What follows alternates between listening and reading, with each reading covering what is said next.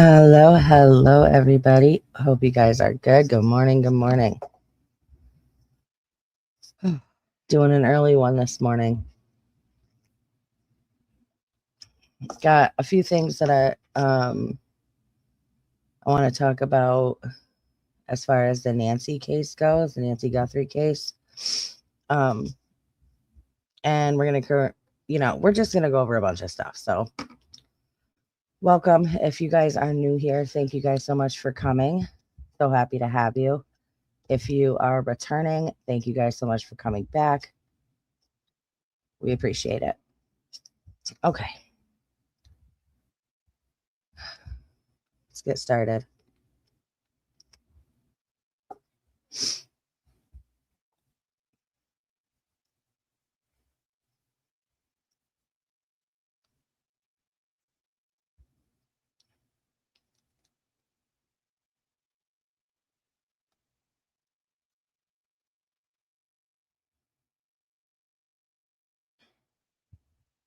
Lakin Snelling, for those of you who don't know, she was a former University of Kentucky student cheerleader, has been charged with manslaughter in the death of her infant. We know after the second autopsy finding that the baby died due to asphyxiation.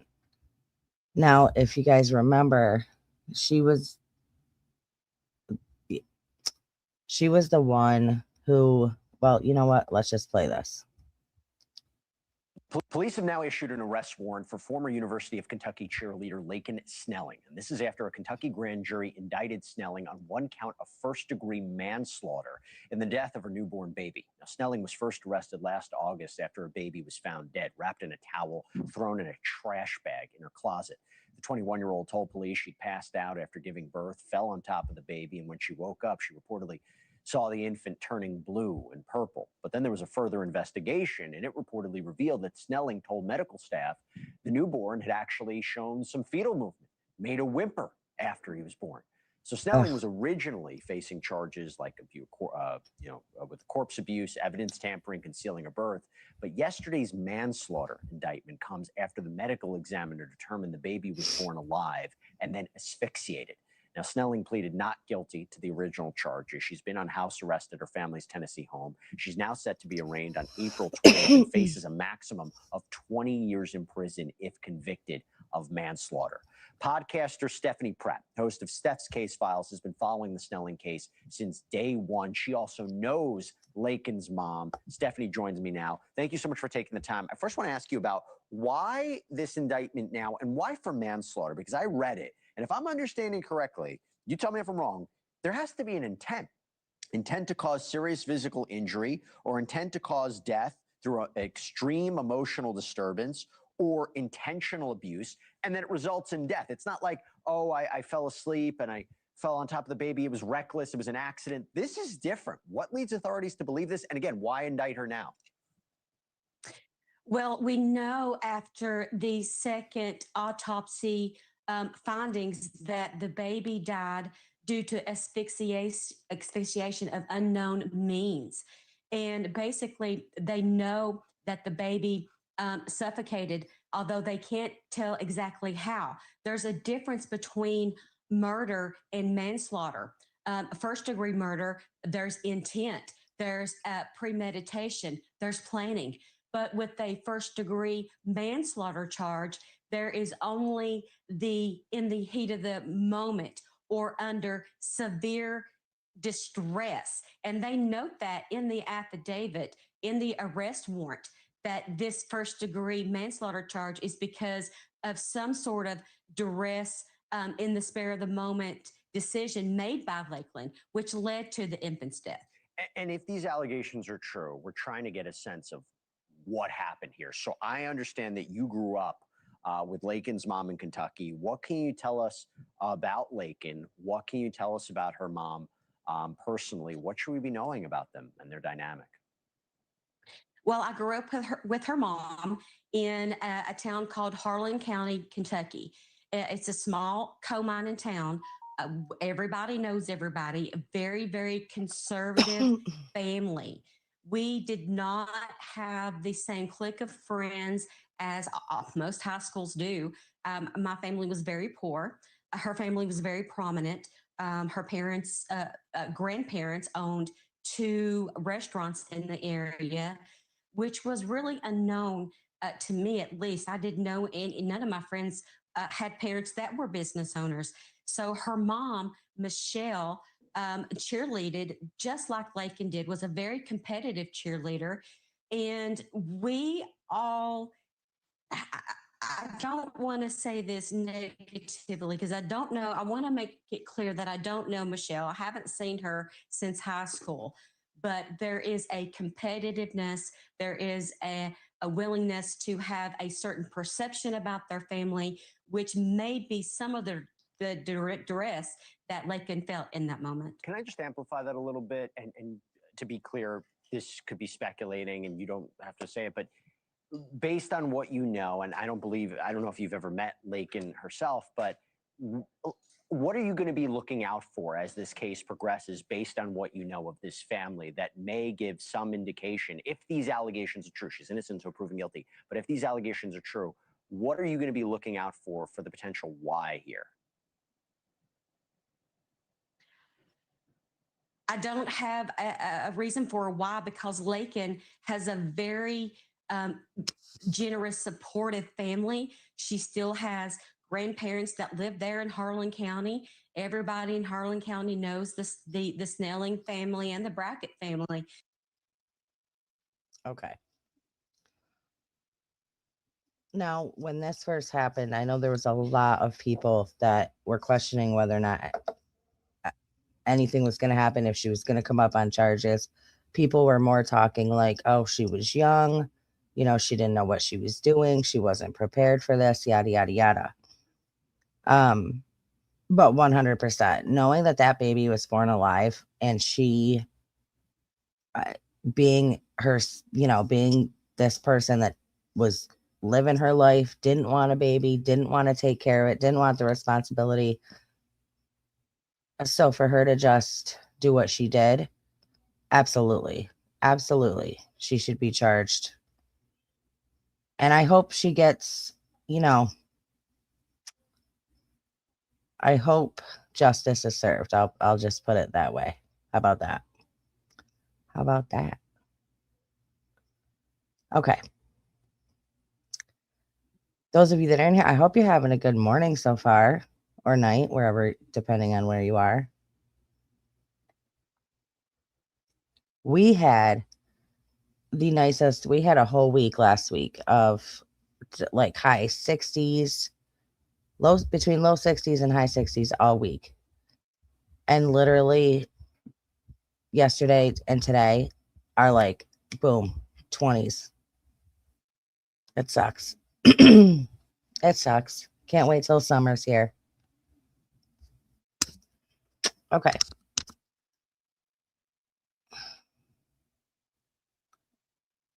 Moving on. It's Friday the 13th today. Okay, yeah, I wanted to play this because I don't know if any of you have if any of you seen the video that I put out this morning, but it was all based off of me and my daughter having a conversation, and about how we live in just this fake world today. Like, everything is so fake, after everything we know, like, there's so much fakeness going on between the food, the freaking, just, I mean, it'd be easier to say what's not fake, honestly. And so we were talking, we were talking about eyelashes and, getting fake eyelashes and eyebrows and blah, blah, blah. And it, got me to thinking that, what are our daughters picking up from women today? Because women are so insecure and don't believe that natural beauty is beauty anymore, that everything has to be fake. And so if you want to go check out that video, please go and check that video out. I don't know what's going on with YouTube and the algorithm, but please go check that video out. It's actually a very good video. But this reminds me of that. So this kind of goes into what I'm saying, and actually want to show this to my daughter tomorrow. But here's this video. This is probably 90, I would say I'd be willing to put money down on like 90% of what you see is completely fake. So let's play this short clip here. I got it. I think I got it. I don't know if there's music. Let's see. But he's looking at this girl's picture, right? This is on her Instagram. This is what she posted on Instagram.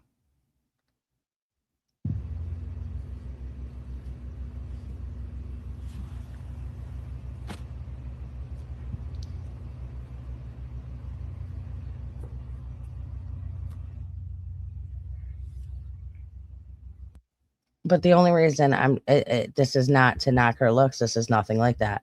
Women don't feel beautiful anymore.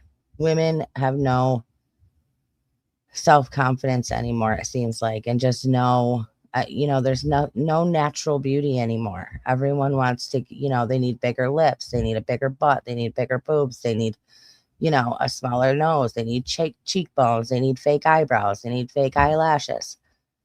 And it's, your daughters are seeing this.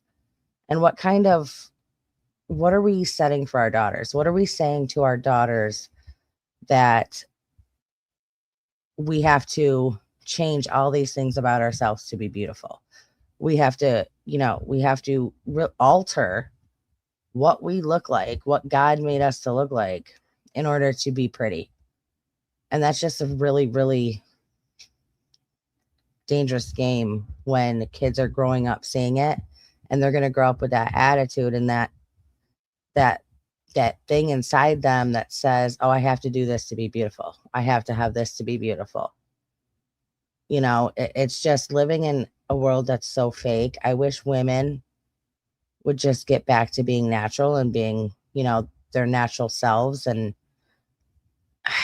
not being so insecure, bring back women who, I mean, it's so crazy to me.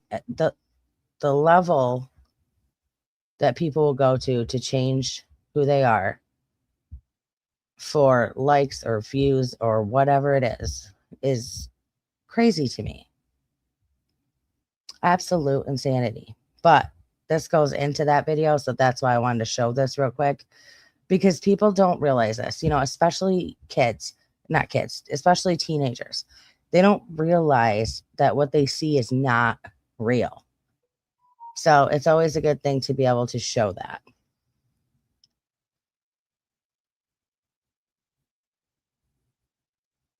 Okay, moving on.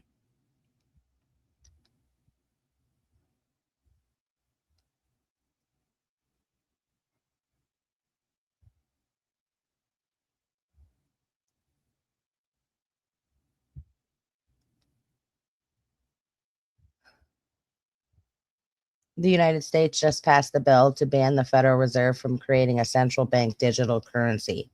This is a massive win for Bitcoin and freedom. There will be no digital currency passed anytime soon. So that is good news.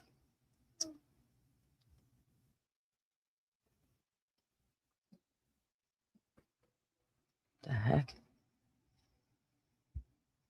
Okay.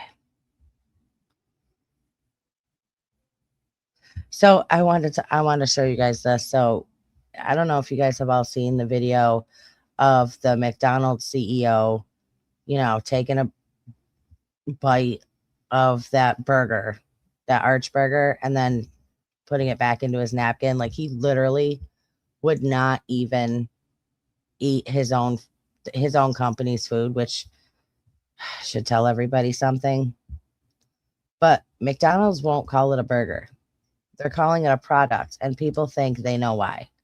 A video going viral shows a man pointing out something strange in a McDonald's post. Instead of saying burger, the tweet reads, "Take a bite of our new product."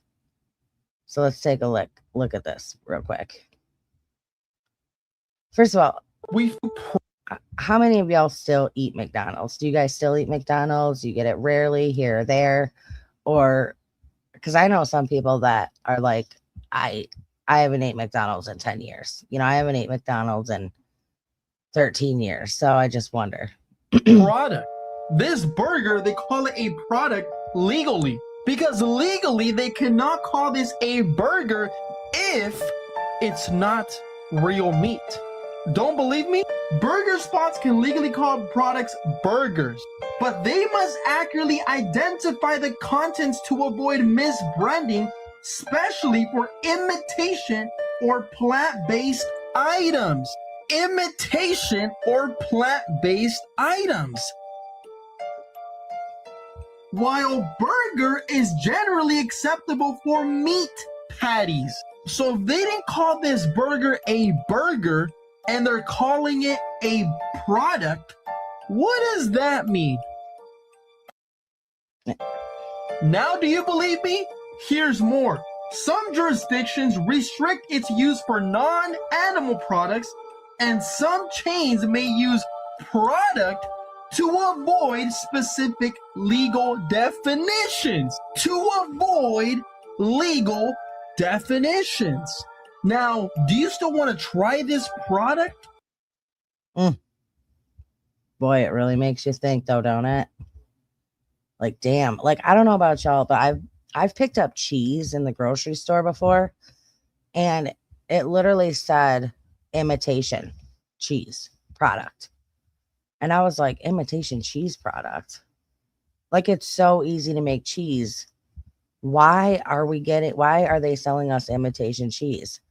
But I mean, what this guy's saying makes sense. A product, it's not food. It should not be consumed by humans. It's not meant for that. And that's just wild to me because I said when that guy couldn't even take a bite of his own burger, and you know, they didn't just give him a burger off the line like they would. You know, they go down and throw that shit down the line. You know, he didn't get that kind of burger. So it was probably like a specially made burger for him, and he still would not eat it. And that's scary because freaking millions of people eat at McDonald's every day. And you have to wonder if that burger is not a burger and it's a product, what are you consuming? Scary thought, guys. Boy, lots of good news to start out the day. Okay, moving on.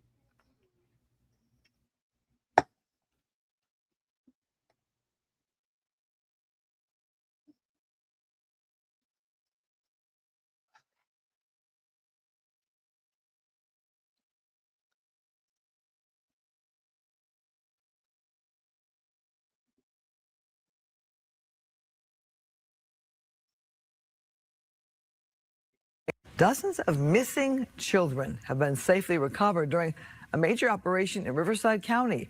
The effort, called Operation Safe Return, was led by the U.S. Marshals Service with the help from the California Department of Justice and local police. 37 children were found. Authorities say the operation focused on high-risk missing children and led to the arrests of 7 suspects. Dozens of missing... So that's good news. But here's my thing on these things is I understand that they're not going to, I mean, you know, they're young, they're victims, they're missing children. I get that. But you never see or learn who the children are that they say are rescued. You know what I mean?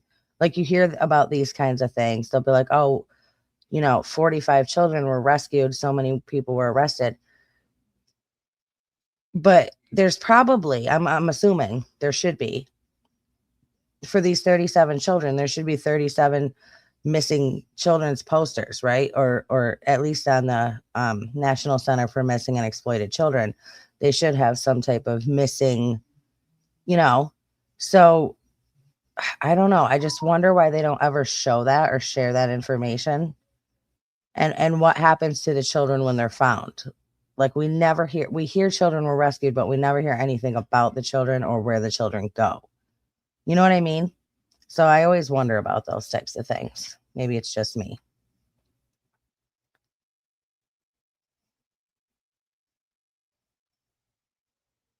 Oh, Nancy.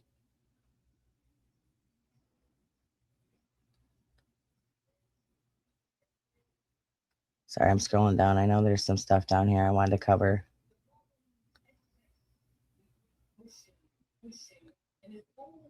We'll get to the Nancy stuff in just a minute.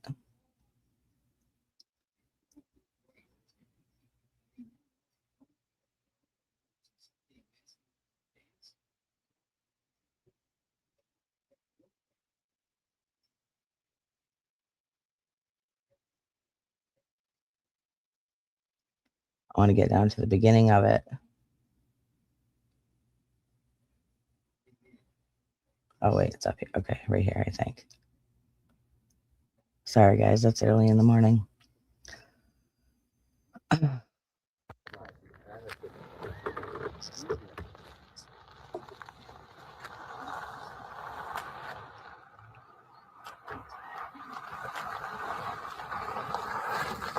A woman. There's another guy. Dude, that looks like Cameron. There goes the Subaru. That looked like Cameron. I have no idea. That looked like Cameron. I thought that was. That looked like Cameron right there.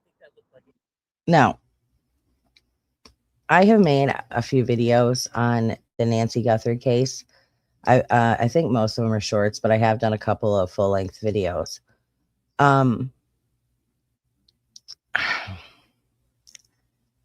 There are so many things with this case that stand out to me that just make me, it's just one of those things where you're like, no matter what you do, you can't get the pieces all to fit together because there's always something that makes everything not make sense. You know what I mean?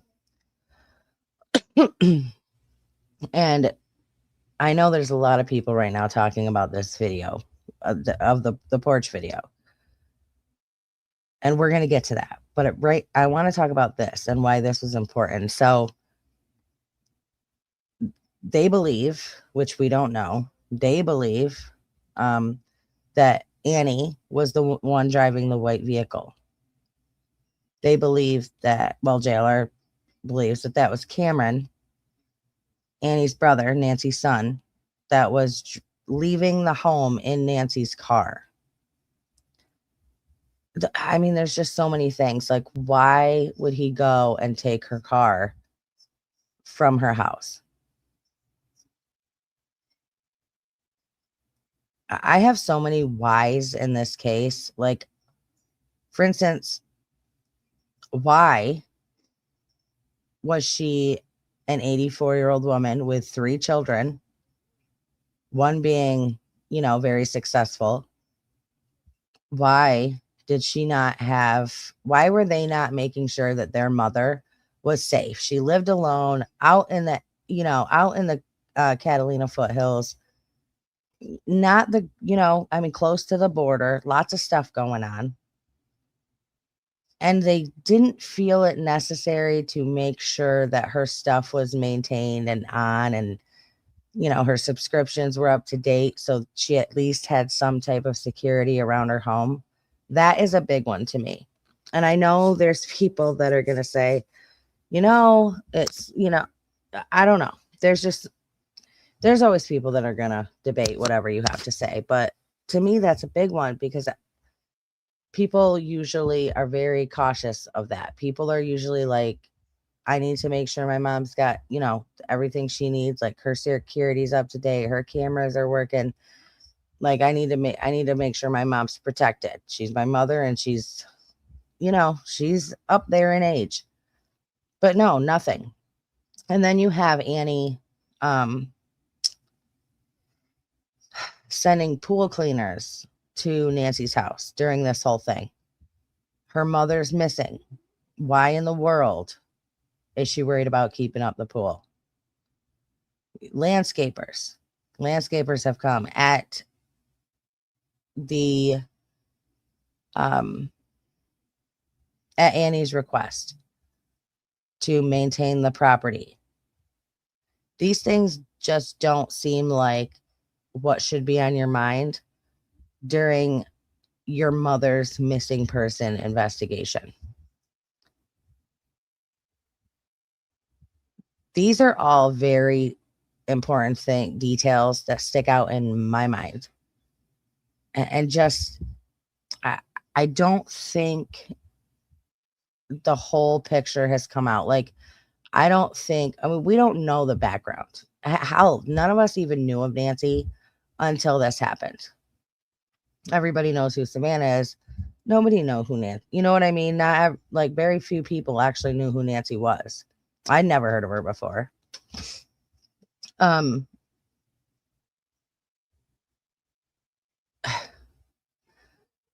just so many freaking things.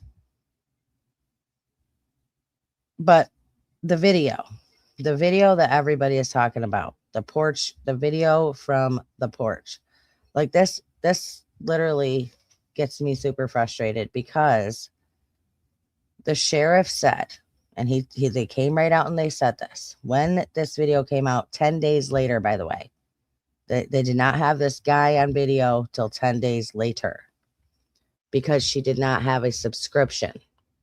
So they release this video, and then what they tell everybody is, well, here's a video from the early morning hours of February 1st when Nancy was taken.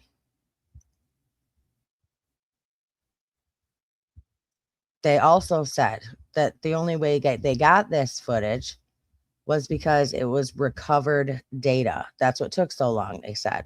They had to recover the data. But with recovered data videos, there is no date and there is no timestamp. You cannot get those two things from recovered data, according to the authorities. So my thing is, if there's no date or timestamp on these videos because she did not have an active subscription, then they cannot even say for sure that that video is from that night. That would be impossible to say. And the next thing, if they've got that recovered data, right, then where's the recovered data of her getting picked up in the Uber? Where is the recovered data of her coming home after dinner at Annie's? Where is the recovered data for that? For those things?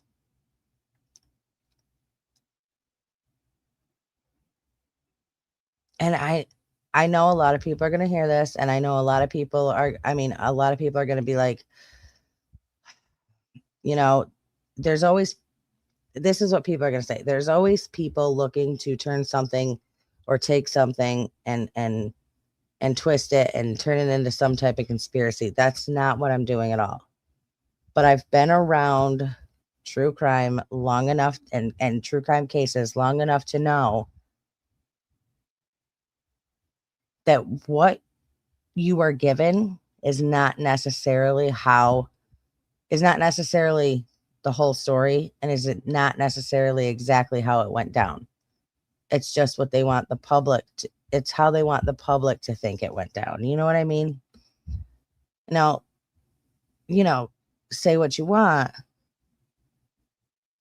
but there's been a lot of fishy stuff called out in a lot of cases. And when things don't add up, they just don't add up. You can't make a puzzle complete without all the pieces. You just can't do it. Oops. So I know everybody's talking about this you can see a line, a sliver of a tattoo on this person's arm. But again, we have no idea when that video came from, and that's just the fact.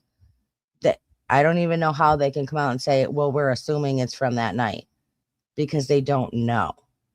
And then you have reports, which we'll get to, and then you have reports of this woman saying that she saw somebody fishy walking around the neighborhood a month before she went missing. And then you have this unusual craziness with these two people going to this woman's house going into her garage, asking if she has a pacemaker, going into her garage, and the whole, is it FBI? Is it not FBI? Is it police? Is it not police? They still don't even know who the guy was, they say. But the woman was FBI. I mean, there's so many things. You have the police right off the bat, nanos. If this was a straight up abduction and, I just feel like the scene would have been handled better right straight from the get go. Like they had those blood droplets outside. They never picked up that mat. Not once. They never picked up the mat. They never took it in for testing or anything. They left it right where it is. They did not secure the scene like you would normally. They did not do that. They had all kinds of people up and in there. And we've seen this how many times, like through how many true crime cases. It's kind of crazy. Like you have where cops, they didn't handle the scene right in the beginning. They screwed it all up. They, there's a loss of anything you could have got from there. It's just funny how you'll notice different things. Like that was the number one thing at the Idaho 4 house, was there was people all up and through there.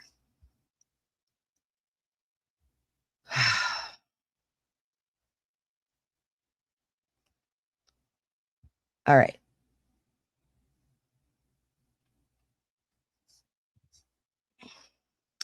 We believe the white vehicle was driven by Annie. The white car arrived to Nancy Guthrie's home with a sole occupant scene, went into the garage, and 1 hour later, 2 people leave in 2 cars. Hers and Nancy's Subaru, believed to be driven by Cameron. Cameron was probably with her, coming in, ducking, or he's been in the house already. Interesting.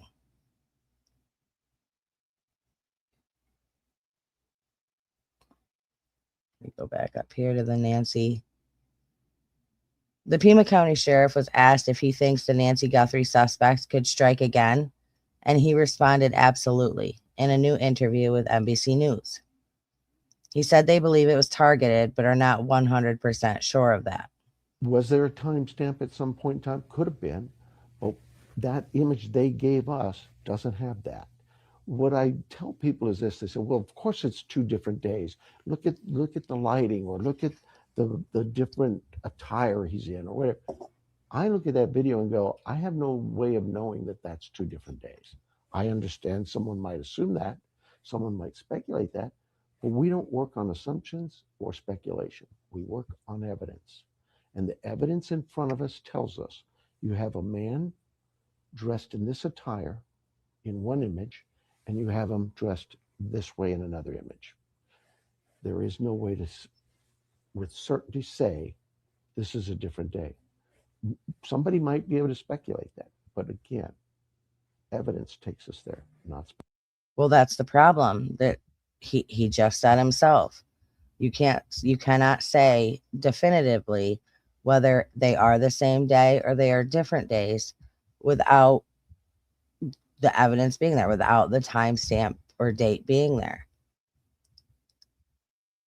So, and he wants to say, well, that's all speculation. Okay, well, you're speculating that video is from that night. That's a speculation because, again, there's no evidentiary value to a video with no date or timestamp. You know what I'm saying? I mean, there's no proof, not value, but there's no proof that was that night. I mean, there's a lot of people that think that was a staged video after the fact, maybe to take the eyes off of someone else. Listen, I'm not going to pretend to know. I'm not a psychic. I'm not going to pretend to know what happened to Nancy. Something happened, right? She's gone. Something happened. But the what and the who, I have no idea. All I can do is look at the case from everything that we are given by police, everything we see, and go from there. Like, that's all I can do. And what I can do is say, well, that doesn't make any sense. That's weird. That doesn't add up. And, it is what it is.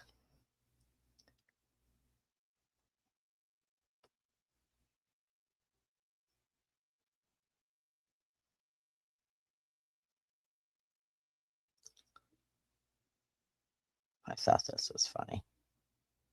It's Can't stand just this show. nutty as hell. It's nutty as hell. Yeah. And you're right. Every day is something new. And it's, I was thinking about it yesterday because I thought, well, okay, why haven't we been talking about Savannah Guthrie and what's going on there? And her mother. Why haven't we not been why have we not been talking about the Epstein files? Because that's still there. Yeah. This is meant to get us so worked up that we are unable to see anything else. It's a very wag the dog feeling. Very wag the dog feeling. It is.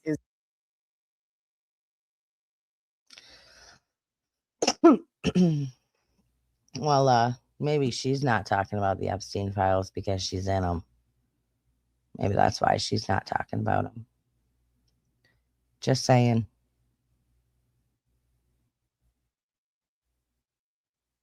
Size 12 woman's pants and a black jacket found in the search for Nancy Guthrie.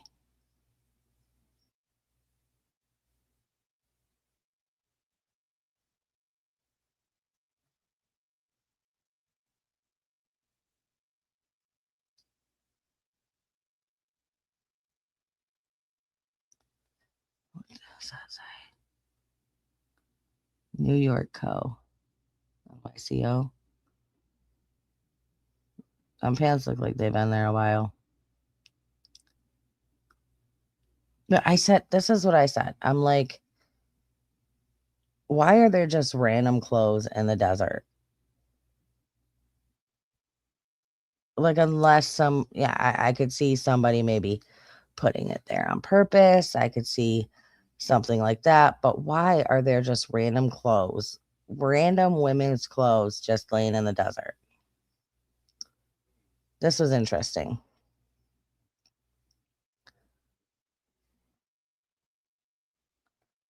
Nancy Guthrie happening now. We're discovering the search for Nancy Guthrie. Pima County Sheriff deputies are there now. Dad's Gone Live found a suspicious grave along with a towel or blanket that looks bloodstained.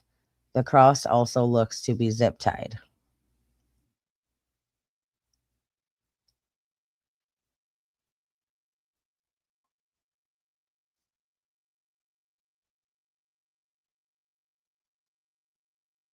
It is hard to tell what that is. What is that?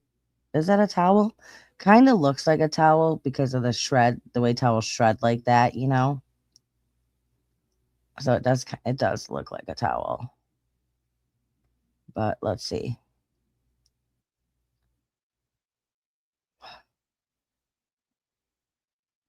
Yeah, somebody's got a cross here. I wouldn't say that looks like a grave because it doesn't. It's nowhere near deep enough to be a grave. That does not look like a grave to me. But it is a weird thing to have just there.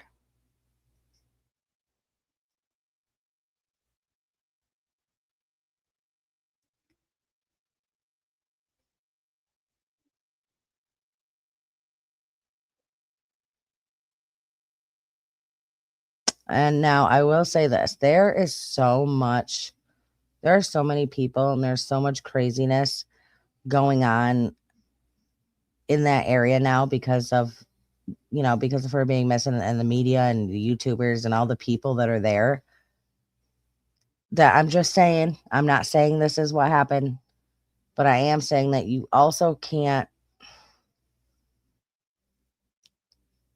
to keep in mind that some people, and I'm not talking about Dad's Gone Live, some people like to create chaos and mystery and get people pulled in. So, I mean, anybody could have done this, put this cross here, and you know what I'm saying? Anybody could have set the scene basically for whatever reason. Now, again, I'm not saying he did that. He could have just stumbled upon it and made it and brought it out, and put it in the public's view. But I'm just saying, I don't know. You got to be careful when there's a circus going on around you. That's all I'm saying. So what do you guys think? What do you guys think about this area here? What do you think about the cross being placed there and this whole situation?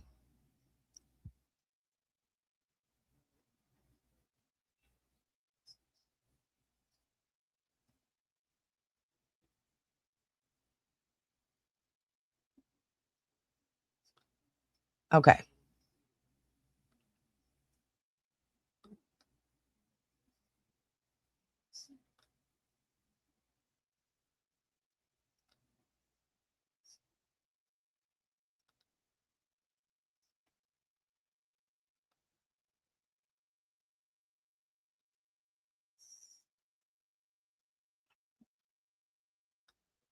Is that what I was looking for?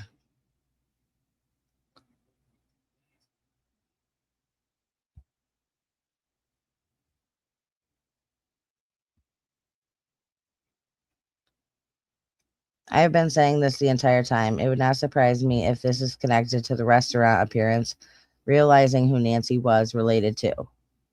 New info tonight on Nancy Grace's recent video. In the last 24 hours, the FBI has allegedly returned to and blank. But we just saw that video where Savannah, her mom, and her sister were at this restaurant eating.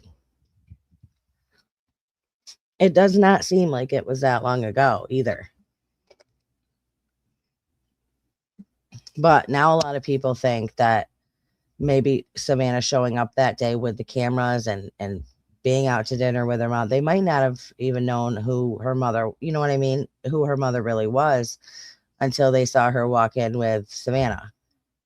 And then they, could have been like, well, listen, that's money. But I don't know, because the whole ransom situation, all that whole freaking mess with TMZ, and oh my gosh, that was ridiculous. Just another red flag for me. Just saying. There's something very wrong with that whole situation. Okay.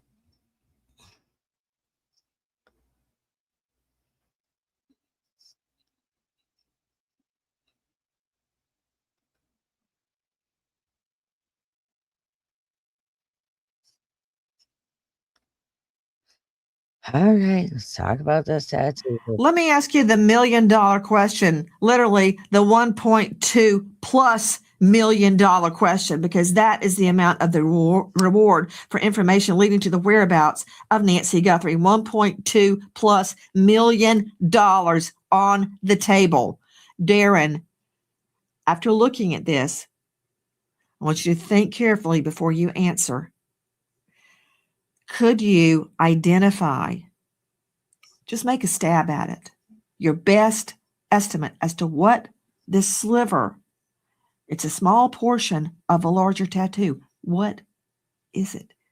But most From this right here, she's like, what is it? Out of your best guess, what is this? Well, shit. Do you know how many? Do you know how many different things that could be? likely, if we're going to go with the Chicano gangs and stuff like that, it's going to be angels, cloud work, family members. It's going to be some kind of in memory, some kind of memorial to either a deceased relative or a friend who died with him on the streets. I don't even know where. I mean, it could be anything. It could be anything at all. Like this kind of, to me, it might not if it was all cleared up and not, the way that it looks. But to me, this kind of looks like it could be see, I feel like an idiot even saying that, because there's no way to tell what the hell this is. But I want to say like a tree trunk, see, with the roots coming out, but I could be way off. Like I have no idea what that is. And nobody else does either. So I don't feel bad.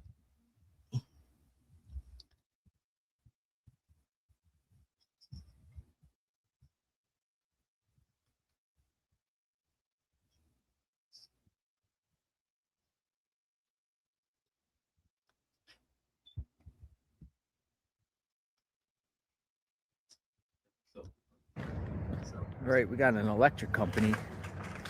Oh yeah. Nancy. JLR, he's like, oh, we got some movement. Got something going on over here, guys. All right, we got an Electrician. electric company at Nancy Guthrie's home.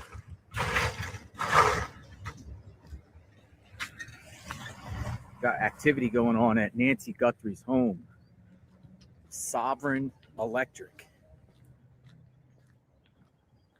I wonder what the electric It's here. company is doing there. And another white truck. They just arrived right before 7. See, it's so weird. You never see a missing person's home like you don't see pool cleaners going and landscapers going and all these like locksmiths going and electricians and freaking you don't see this normally in missing persons cases. So this is so bizarre. Like it's just so bizarre.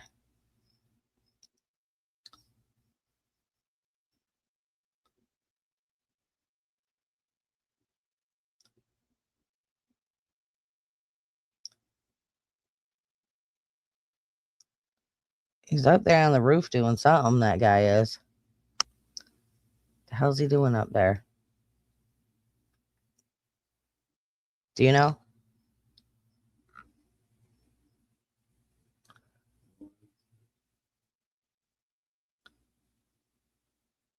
Oh, jailer, yeah, a bobcat, because there was a lot of things going on yesterday, I believe it was, or the night before, of screams being heard outside, and they called the police. The streamers that were there at night, they called the police and said, I hear women screaming. There was lots of people, but there are bobcats in the area. There are wildlife in the area. There's coyotes. But one of the neighbors did come out to the guy because he heard it. And the neighbor come out and he's like, I've lived here for how long and I've never heard anything like that before. So I don't know, but I know we used to have a house like out in the country, out in the woods. And one time I heard this awful scream. It sounded like a scream, like a real I don't know how to describe it, but it was a scary scream almost. It wasn't even, yeah, it turns out it was a freaking animal, like a big ass cat. Neighbor just texted me, said, better be careful in that wash. Because they filmed a bobcat in the wash. And he just sent me this picture of a bobcat that was seen in the wash. He's like, you better be careful. I just got this after the fact. He sent this to me. He's like, you better be careful in that wash. There's a bobcat in there. Whoa. Dude, a bobcat would have eaten, shredded us alive. That's a big ass cat, dude. You say bobcats are harmless to humans. Harmless? I don't think so. The neighbor. So shout out to the neighbor. We appreciate you.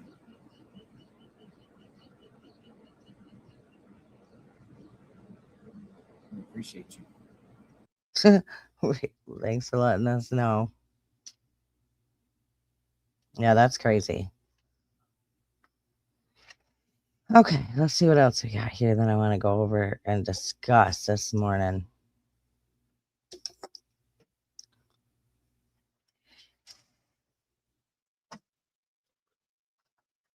Give me 1 second, guys.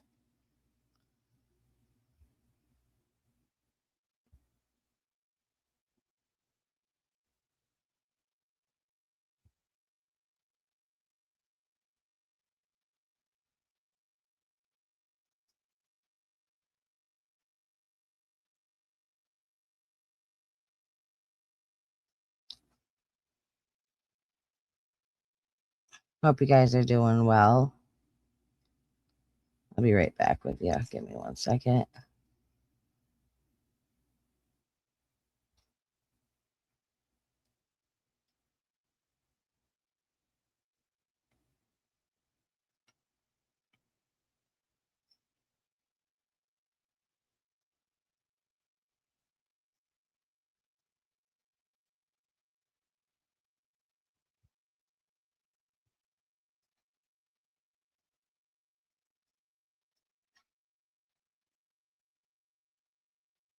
I'm gonna pull this up here.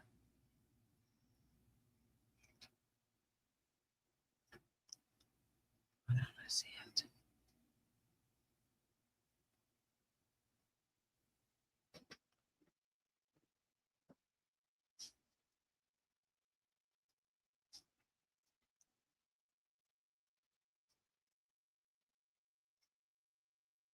I gotta pull it up on my phone. Sorry, guys. Hold on. It's early in the morning. All right, let me pull this up so you guys can see it.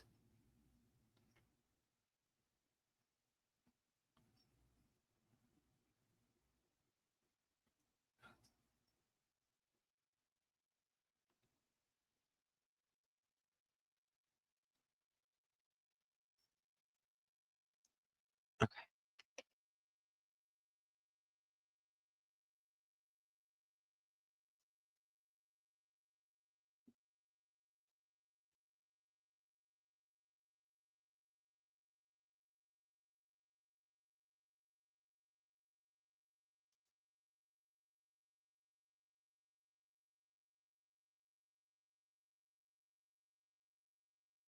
I'm gonna share the screen. All right.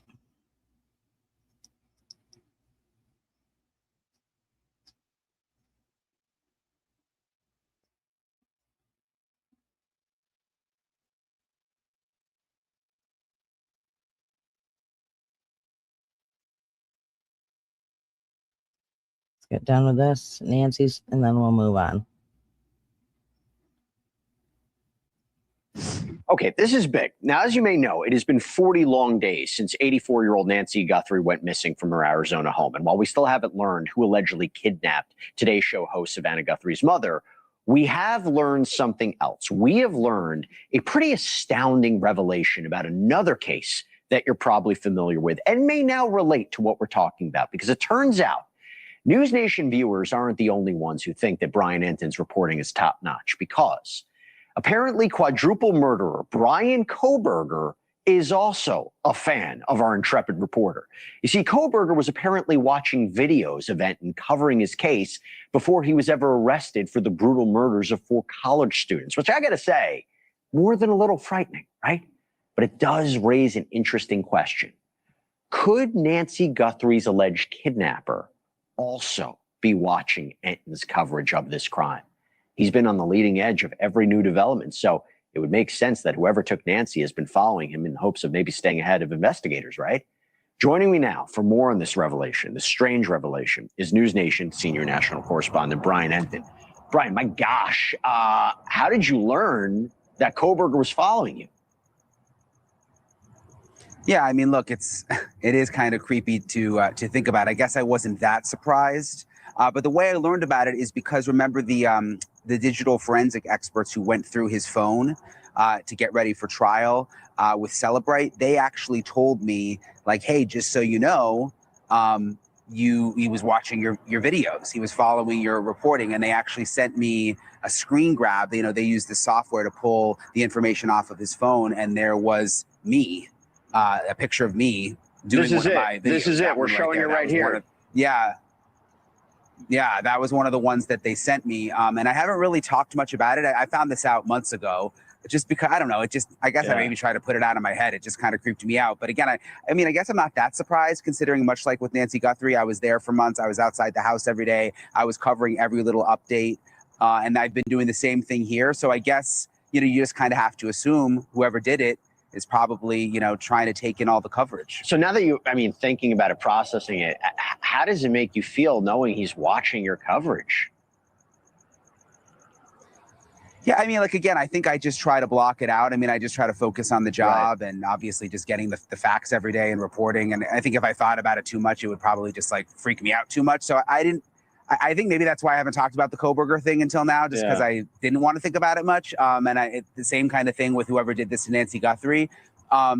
There is some new information I found out today, though, Jesse, that kind of relates with Nancy Guthrie. The sheriff did a new interview today and said, he was asked specifically, do you think that this suspect could strike again. And he responded, absolutely, which is not something that I was expecting him to say. We're outside his office right now here in Pima County.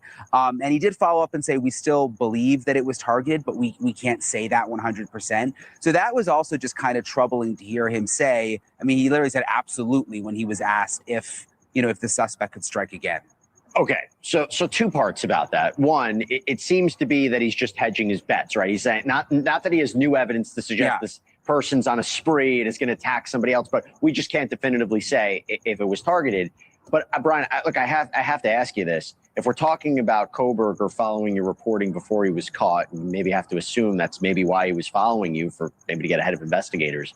Do you think the person or persons who allegedly kidnapped Nancy may be following your reporting? There's no reporter I know that has been more on this than you. And now if you're hearing this from the sheriff that, this person could still be a danger, I'm throwing it to you on this.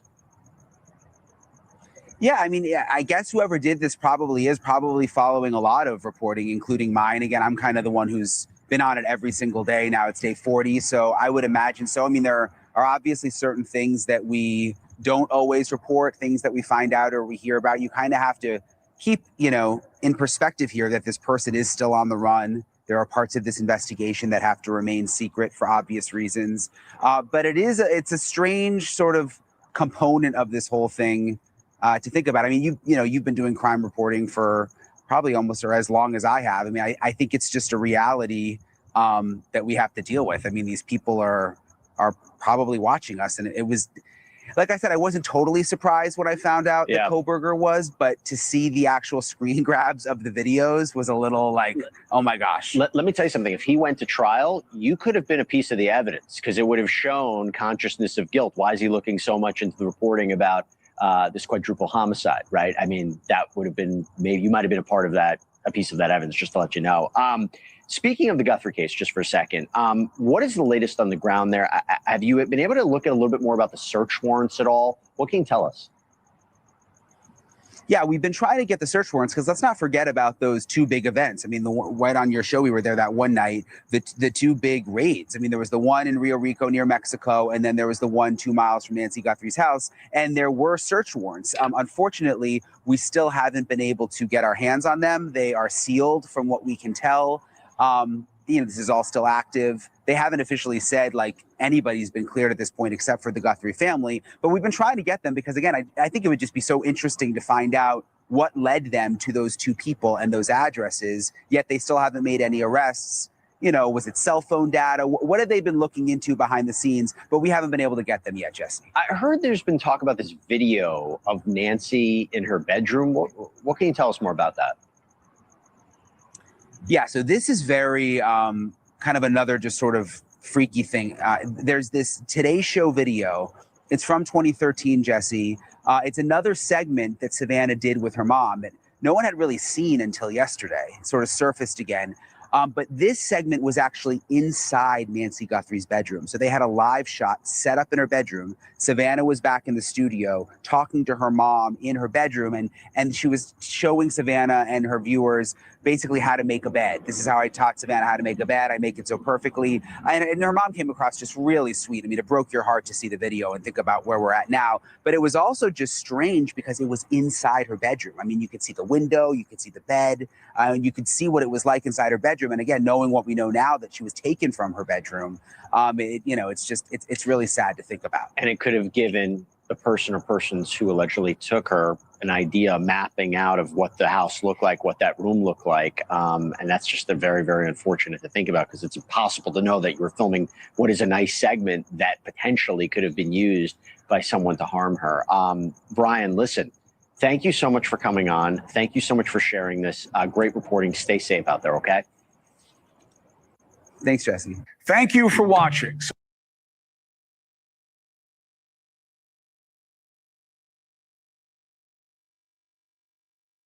Okay. So yes, there was quite that caused quite the stir, the video that came out, but I think a lot of people didn't realize that it was 13 years ago. But Hold on, let me get over here. Sorry, I'm trying to pull stuff up for the next video here. Give me 1 second, guys. Those of you that are in here, what do you think happened to Nancy? Like, do you think it was a professional job, like a professional hit, a professional kidnapping? Do you think it was? I mean, do you think there's some family behind it? Do you think it's someone? I mean, what are your theories? What do you guys think? If you're not watching this live and you're watching this on the rerun, drop what you think happened to her down in the comments below. Okay. Give me 1 second here.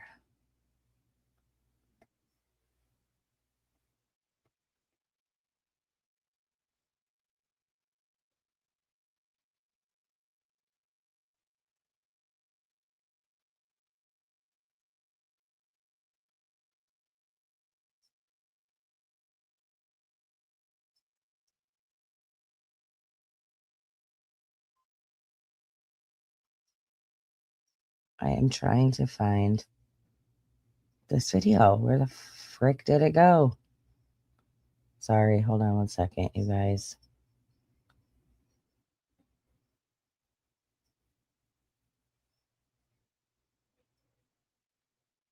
Oh, here we go.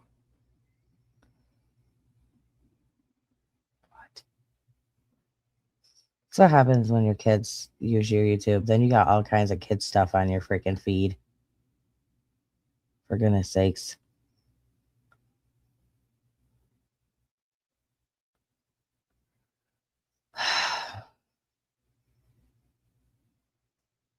Okay. There's too many theories and possibilities. No clue. It's pretty. It is wild. It is wild that there's not been one person. You know what I mean? One leak, one something that has come out. There has been not a peep. Except for those ransom notes that, who even knows about those things? Like, that whole thing happened in such a sketchy way. I don't know. It doesn't rub me the right way. Okay.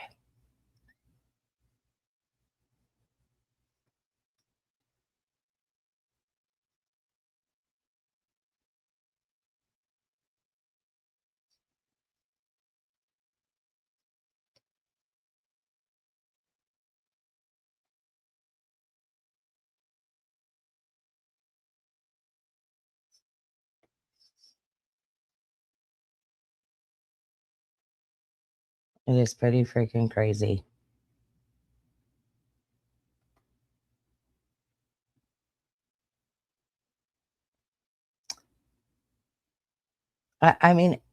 For it being so many days, for it being so long, like, I honestly thought it was going to be, when it first happened, I was like, oh, they'll have this, they'll have her found.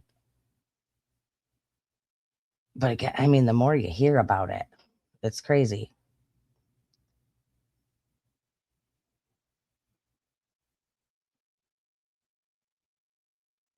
I'm so sorry. I just put this video on so I could go to my history and grab it for you.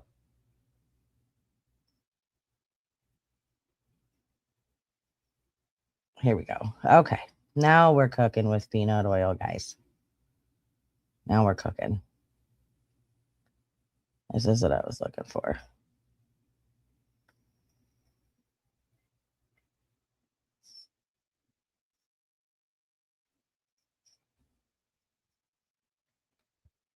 Almost done with the Nancy stuff. Then we can move on. But I want to cover it because I want to at least talk about these specific things. Is that if your school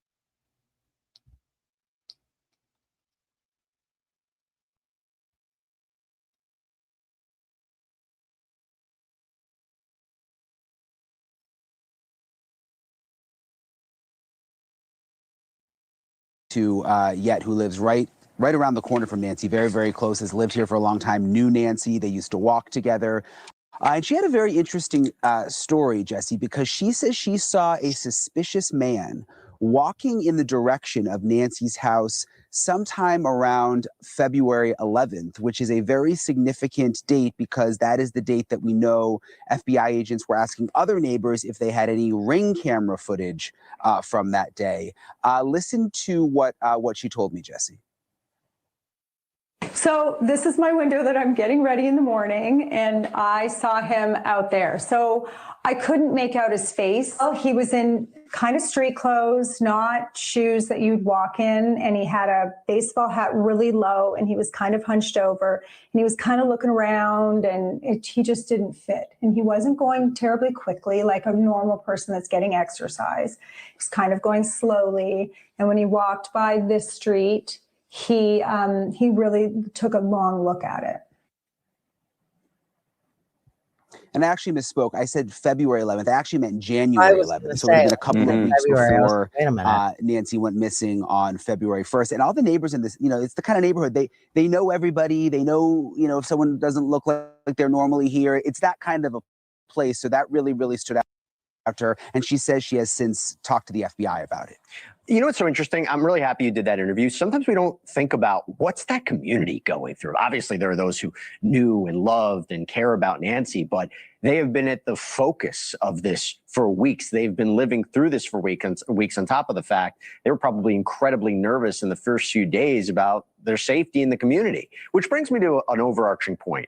What is happening in the overall investigation as far as you can see? Is it winding down? Hopefully not. Are they still canvassing? I read a report, maybe there's no more cadaver dogs out. Are they at a roadblock right now? Are there things going on behind the scenes? What can you tell us? Well, we're hoping that there are things going on behind the scenes, Jesse. She had something really interesting, though, to tell me, that neighbor. Her sister also lives in the neighborhood, Jesse, just a few blocks away. And she says that the FBI came to her sister's house. 2 FBI agents came inside, wanted to look in her garage, and that her sister was suspicious that they were actually real FBI agents. This was a couple of weeks ago. So her sister called 911 after they left and said, look, I think I have a strange feeling about these FBI agents that showed up. Turns out like 7 detectives show up, more FBI agents, and they say, yeah, you're right. We don't think those were real FBI agents. They end up doing this massive investigation in her house. They're fingerprinting. They're there for 4 hours. They take her DNA. After all of that, they say, actually, we just now realized that they were FBI agents, which just kind of shows that there were some miscommunications happening in the beginning. Listen to what she said about that, Jesse. So she called 911, and within 15 minutes, 10 minutes, there were 7 police cars, 4 FBI agents, said it wasn't the FBI. She was terrified. They swabbed her, fingerprinted the entire house. They swabbed her mouth. They swabbed her mouth. Her DNA, wow. Yeah. And then were there till the middle of the night and then just left, and she was terrified. So the next day at about 3 o'clock in the afternoon, she got a call from the large group of FBI agents that were there and said, oh yeah, by the way, that woman was an FBI agent. We don't really know who the guy was, but she was, so you're fine. So what a strange situation, Jesse, that they took it so seriously that they spent half the night at her house investigating whether it was fake law enforcement. Come to find out, they just didn't realize that it actually was the FBI, apparently. Just a very, very strange story. Why am I not surprised by this? I mean, part of the narrative of this whole case is a question mark over the investigation, the back and forth between the Pima County Sheriff's Office and the FBI, jurisdiction, who's leading it. Thank you for watching. Well, okay, so here's my thing. They showed up at this lady's sister's house, right? Asking if she had a pacemaker. Then they wanted to take a look in her garage. They even swabbed her mouth for DNA. They must have had a reason to go to this particular woman's home. There must have been a reason that they asked her if she had a pacemaker. Was there a pacemaker? Because we know they had that signaling thing where they could pick up, or they were trying to pick up her pacemaker, the signal. I don't know, you almost wonder if something was going off, around that area. And so then they went in, they were like, okay, we're going to this woman's house. And then it just goes from there. But they must have had a reason. It's not like they were going door to door. They just went to her house. So that's weird, right? I mean, I'm not crazy. That is odd. Okay.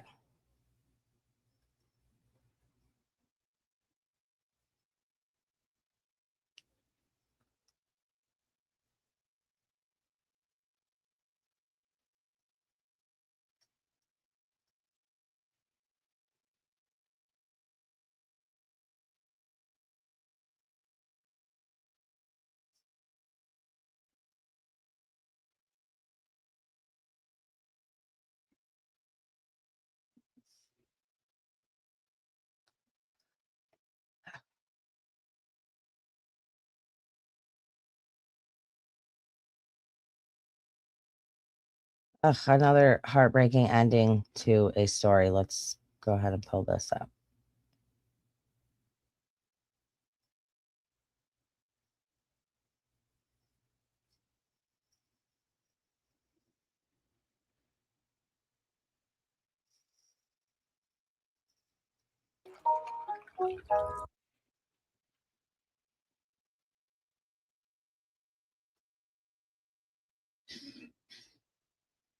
Area. We want to thank you all for joining us for the search for a young girl in the Pearland area. We want to thank you all for joining us for KPRC2 News at 6. I'm Keith Garvin. And I'm Stefania Jimenez. Police in Pearland spent hours today looking for a 7-year-old girl who was missing. And this afternoon, they revealed devastating news. KPRC2's Corley Peel joins us live now. Corley, you just heard from officials. Tell us what we've learned. Stephanie and Keith, this was an all hands on deck situation with neighbors and multiple law enforcement agencies coming together trying to find 7-year-old Skylar Hobson. But unfortunately, they say that she was found in this retention pond here behind me earlier this afternoon. Now, here's a look at some scene video from not long after we learned that she was found. Police say the girl's mother called 911 around 9:30 this morning, saying her daughter was missing and that she is diagnosed with autism and is nonverbal. It's unclear how she got out of the home, but police say she did leave with her iPad. Crews searched this area and found neighbor surveillance video showing Skylar walking along a sidewalk at one point, and police ultimately realized that she made her way towards this retention pond where she was recovered by HPD's dive team.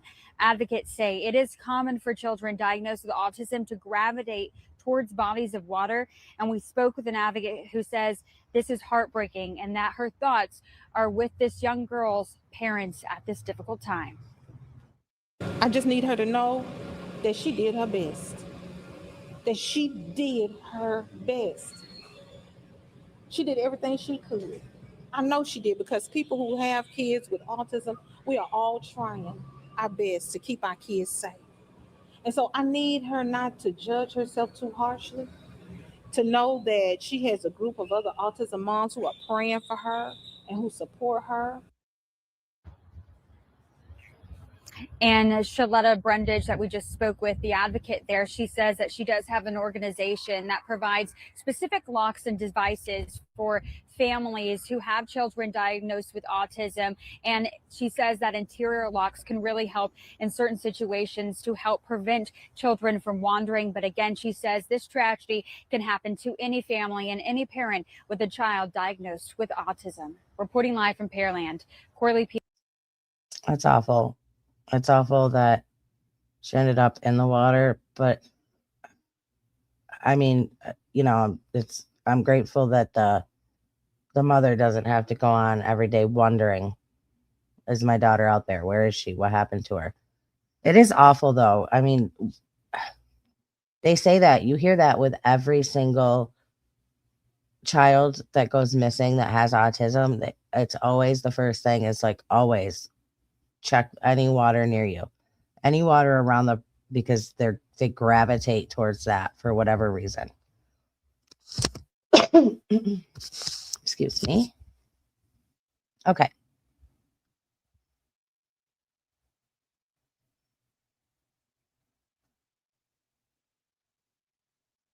It's sad, but yes, but at least her mom has some closure. All right.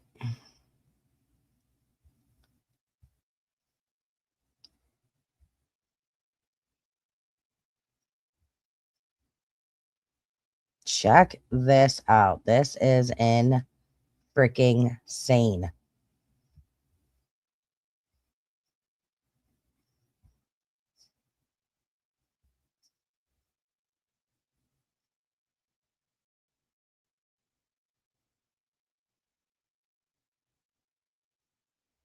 When I started my record label, the business side of things, taxes, finances.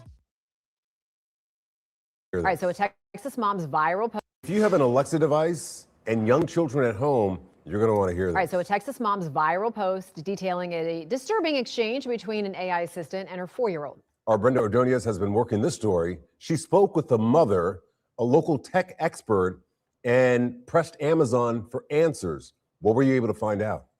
Yeah, Rob, Trisha, well, it started as a normal evening at home until Christine Osterman heard her Alexa device make what she described as an inappropriate request to her 4-year-old daughter.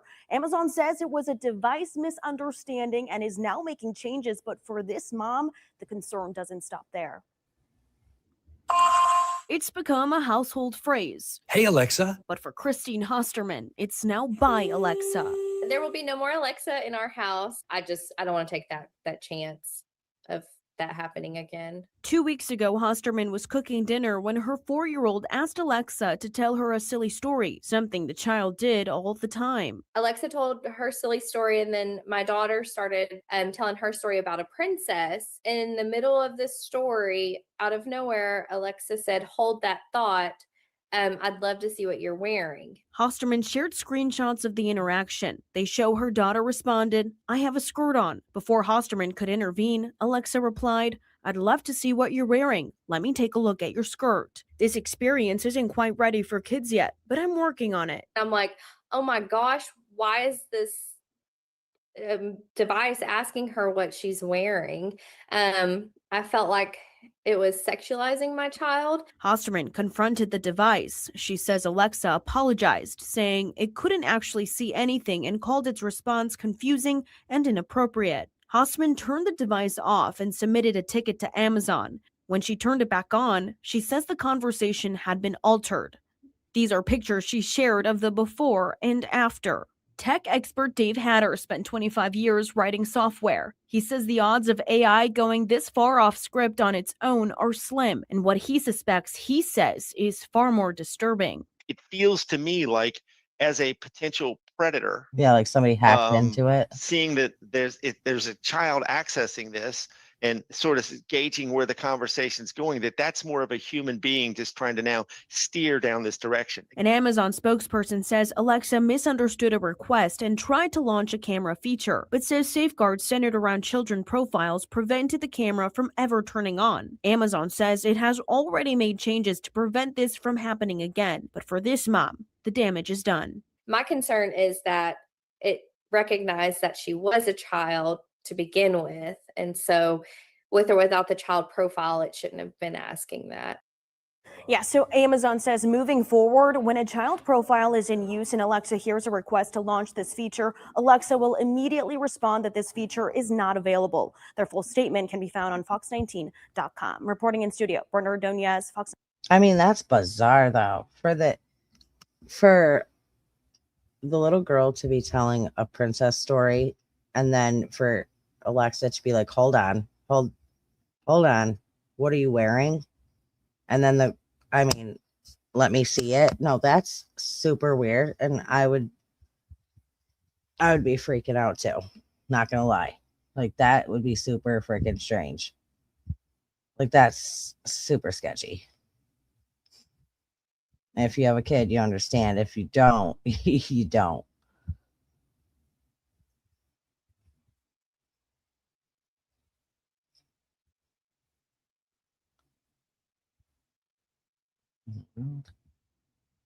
Okay. If you guys are just coming in, please hit that like button for me and make sure you're subbed up to the channel.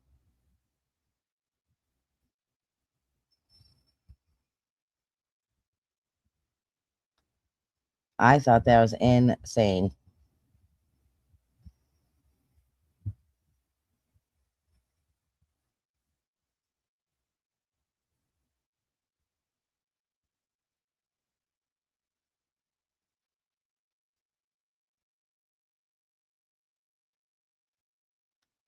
Hold on, guys. Getting the next one.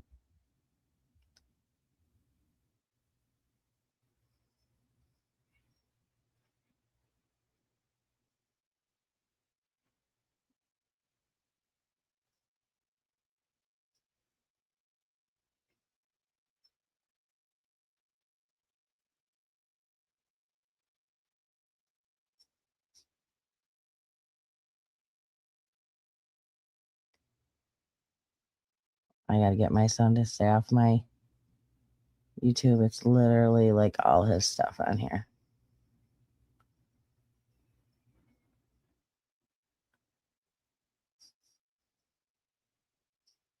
Okay.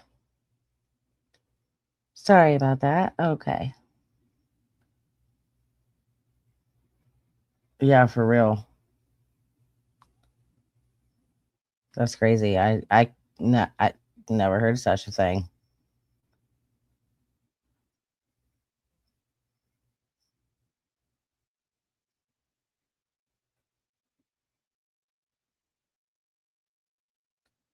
Sorry, hold on 1 minute, okay?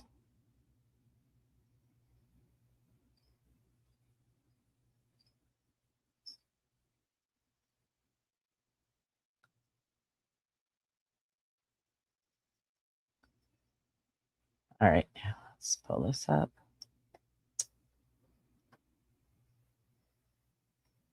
Hope you guys are all having a good day wherever you are.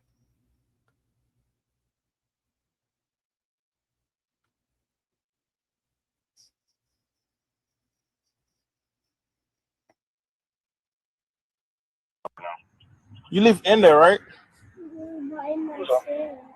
You live in there by yourself? A brave 5-year-old boy flagged down police in North Miami Beach after his 23-year-old mom left him home alone to go to Walmart and never came back. Cops found hoarding dirt, spider webs, and rotten food inside. She is arrested for child neglect. Oh.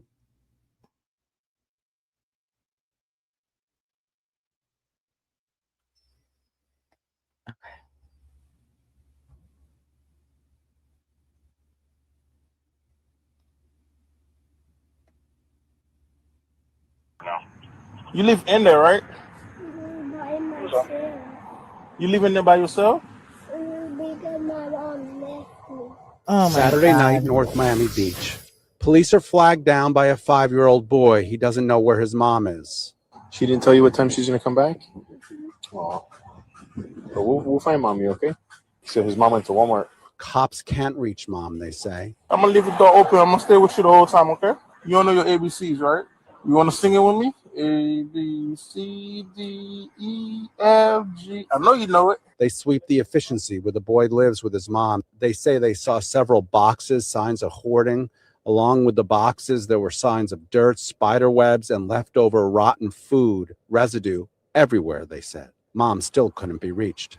Now I know my ABC.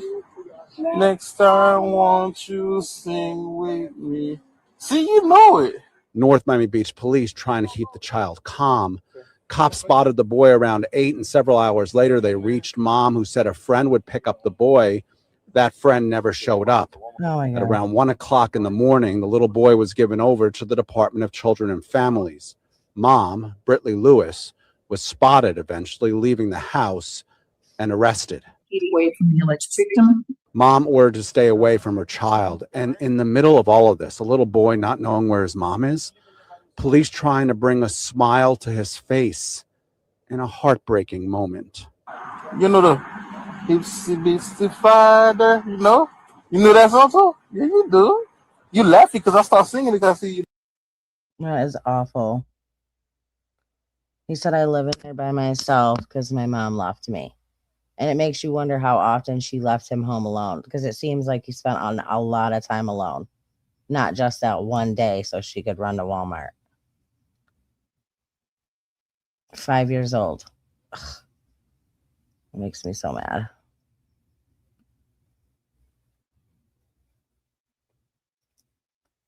Literally, it makes me so mad. Like, why people do this to kids. It's disgusting.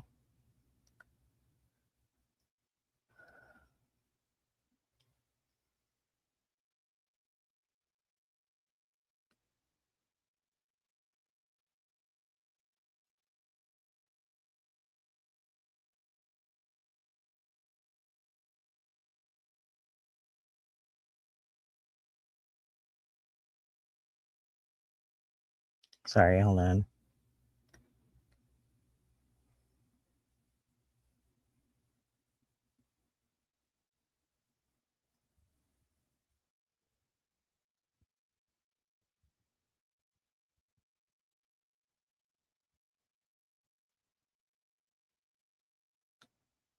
Okay.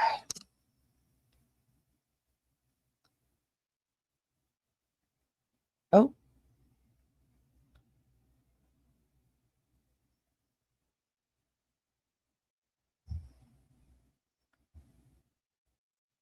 Okay. Now, a couple of days ago, I had did a video about Tennessee DCS. Okay. And how screwed up the whole system is. If you have not seen that video, make sure you check it out. It affects a lot of children. And this is something that's been going on for at least 26 years, at least just in this department. And I came across this mom's story today about Tennessee DCS and her decade-long fight for her child. So I want to play this because this completely ties into what I said. So let's play this.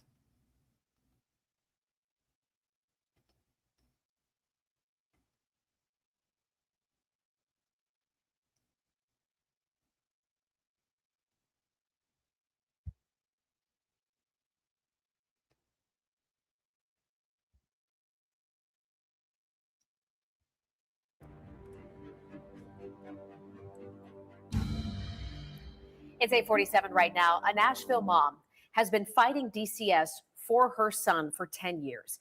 She finally won her case in the Tennessee Supreme Court, but still does not have custody of her son 18 months later. In fact, DCS still will not allow her to even see her son. So how is this possible? Fox 17 News' Dennis Ferrier with a Fox 17 News investigation. Yeah, that's a good question. Imagine fighting DCS for 10 years in court to get your child back, even though you've never been charged with child neglect, abandonment, or abuse. Nashville's Nikisha Moore isn't imagining this. She's living it, and it is as awful as it sounds. Nikisha Moore's son, Marcus, had a rough start, in and out of the hospital from day one. Nikisha says doctors told her he would have serious health problems for a long time. But it was just like, okay, this is going to be my reality. I'll be able, let me take him to the doctor. While Marcus was in Vanderbilt Hospital, abuse was reported. DCS took him from Nikisha at 6 months.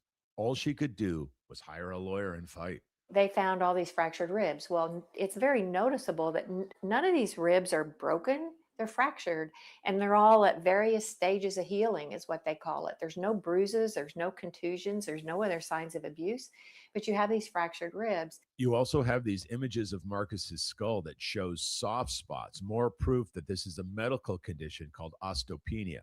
But DCS didn't buy it.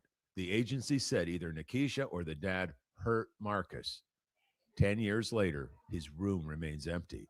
10 years later, she still doesn't have visitation, even after the Tennessee Supreme Court ruled there's no proof Marcus was a victim of child abuse. Yes, the Supreme Court ruled she should not have had her parental rights terminated, but that just threw it all back to a lower court to fight more with DCS. I had to withdraw my 401k and also borrow money from other people and still in debt. Why does DCS continue to fight the reunion of a mom and her son? DCS has no comment. The agency does not comment on actual photos, those dreadful early days of back and forth to the hospital. She had some visitation until Marcus turned 4. No photos, no mothering, no I love you, just silence and worry. What do you want to say to Marcus? that I love you and I'm fighting for you and I'm never going to give up. And as long as I have breath in my body, I'm going to keep fighting. And it's not fair. And I just want you to know that I do love you. I love you. And I never said that I wanted you out of my home. So I never want you to feel that way. And I'm still here fighting for you. And you have a sister who loves you. And I can't wait for y'all to meet each other. Marcus has a sister he doesn't know, Marley, 6 years old. She's in science club and garden club and gymnastics and is taking piano lessons. DCS never even inquired about her. Wouldn't an awful, abusive mom hurt all her children? Nobody even been to my home to even see my home, to see the interaction with my child or anything. I told them I had a child and it was like nothing. I didn't even get a reaction out of it. And isn't that proof? Yes, that's proof that I'm a good mother and it's a living witness. She's here. We want you to think about one more thing. Nikisha Moore has never been charged with any crime. Never. No neglect, no abuse, no abandonment, no charges ever. But they won't give her back Can her you kid. believe DCS can just take your child away without criminal charges, without a jury trial? All you can do is fight them in court. And even if you win, you might lose. We have an agency called the Department of Children's Services, and that's not what it is at all. Hell It is a no. quasi law enforcement agency who is putting 90% of their resources into prosecuting parents. Nikisha Moore will keep this room ready with a flicker of hope only a mom could understand. DCS uses child confidentiality as a reason not to comment on cases, but it also gives them an excuse not to explain themselves. And you know, when you have someone like this, I mean, keep in mind, like, if you have this child has some broken bones and it's weird, right? It's strange. It's hard to explain. But there is zero evidence other than that, right? Of abuse. You know, you don't have anything other than medical community debating on whether it's a medical condition or abuse. This story has just left me speechless. And she hasn't seen her son in 6 years 6 years, you know. because they're keeping them Right. And apart? like, how would he even see her as his mom? And real quick, Dennis, just to draw it out for people, the child is 10 years old. You showed a lot of baby pictures and things like that. This is no longer a little baby. This is a 10-year-old. And I know you said DCS won't comment on cases because of the children, but do we know if this child is with another family? Yeah, it's a foster care. Okay. Foster care. Okay. Thank you, Dennis. Well, and if you watched my video the other day, DCS is, I mean, Tennessee DCS is a freaking cesspool. And the things they are allowing to happen to the children in their care is disgusting. And this poor mom who didn't do anything wrong, has her daughter, has never gotten in trouble, has never been charged with any neglect or anything like that of the sort. And they took her baby and they will not give her baby back. How is that even a thing? How is that even legal? That is mind-blowing to me. Freaking mind-blowing. Okay.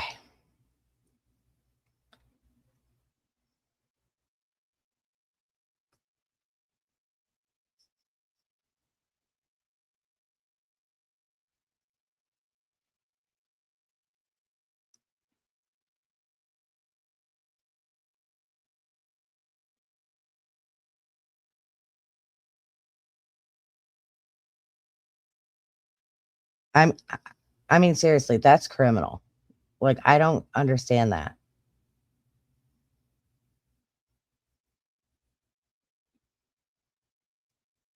I don't understand that at all.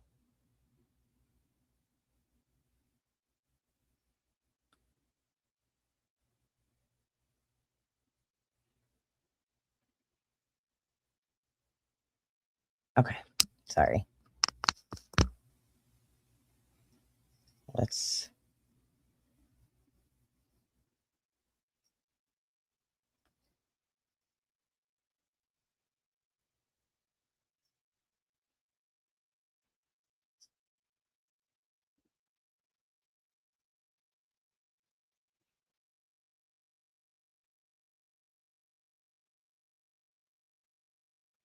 Something has to be done. I mean, there has to be somebody that can help that woman. There has to be somebody that can do something about that. It's crazy. Don't even get me started on the whole housing situation. Like, as far like the housing crisis. I just did a video on that too. It's absurd. Literally, it's insane.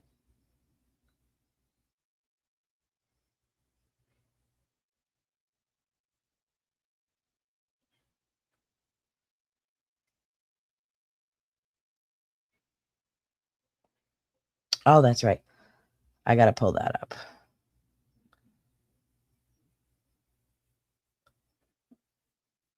Got some Epstein things that I wanted to go over.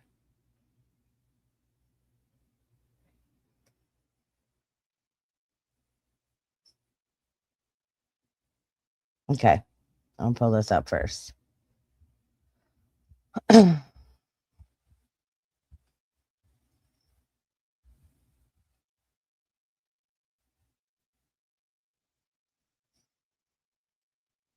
Little girl takes matters into her own hands, calling 911 on her mom, who claims she just wanted YouTube. But police learn quickly there's a lot more to this story. Oh my God. Hi, I'm right here. There is nothing wrong. Can you come out here and talk to us real quick? Yes, there is. There's something wrong. Aw. She's having no YouTube. No. Come out here real quick. I haven't done anything, please. Come here. Come outside and talk to me real quick. No, I have to. Hey, there's a child asking for help. I'm here to help this child. Yeah, yeah. Stay inside. All right, no. Here, I will just speak with Or you. then speak with her. No. No. Please, Maya. We're just trying to figure out what is She going has on. no socks, right? She's got Okay, shoes she's on. got shoes on. She's You're fine. fine. She's fine. Calm down. What's your Here, name? do you want to step right in here for me to talk? Haley? How old are you? 7.5 years old. Okay. 7.5 years old. I'm trying to ask you a question without. No, I'm not. I can't leave my bed.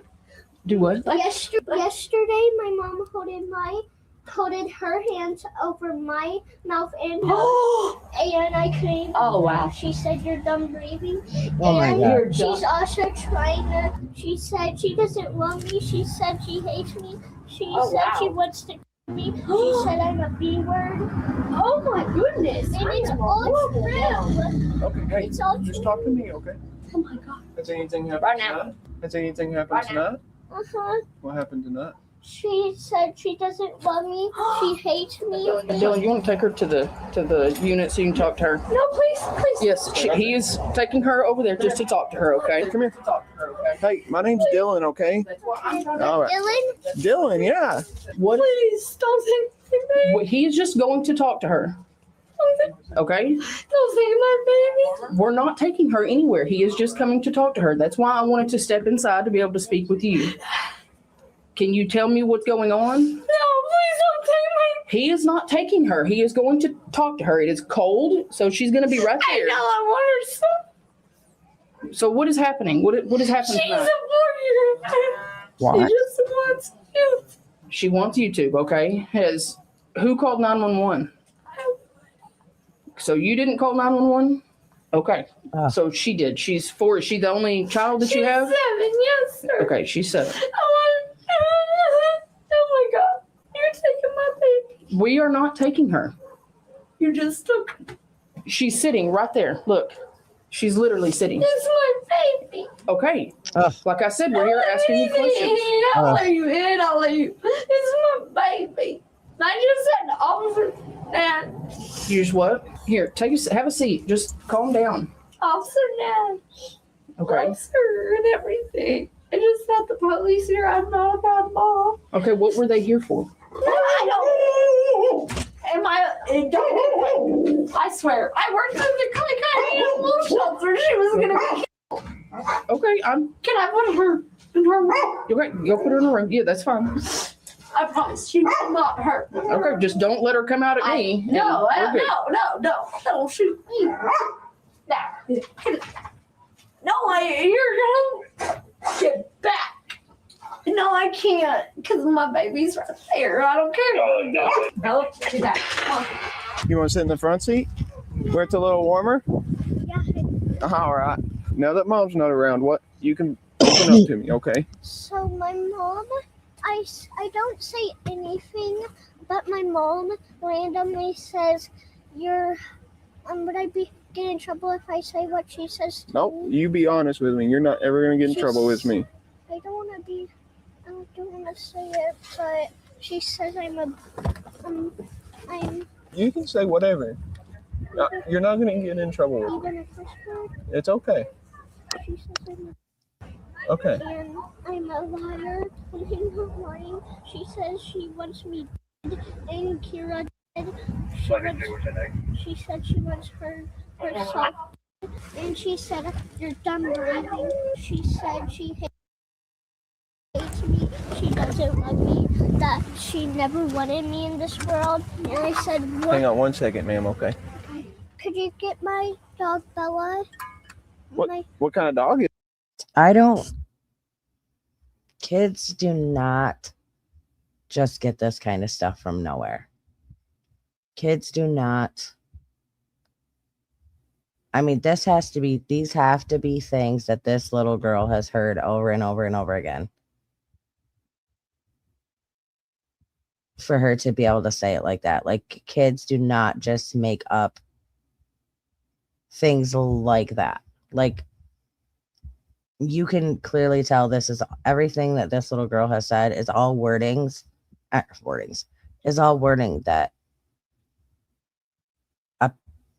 a mother who truly does not want her child, does not, would say to her child on a regular basis. You can tell that that's kind of where this little girl is at. And it's awful. They end up arresting the mom. This is only part one. They end up arresting the mom though. But it's wild. Isn't it funny how many different types of moms there are in the world? Like, you have that mom who's been fighting for 10 years to get her baby back. And she did nothing wrong and they won't give her baby back, but she's been fighting and fighting and fighting. And then you have parents like this that could literally talk to their children like that and make them feel like that. And that's awful. That is awful. That is so crazy to me. Okay.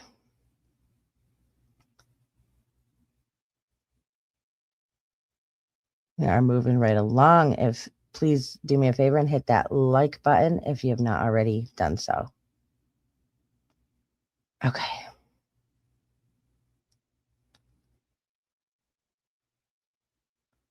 Ugh, it makes me mad.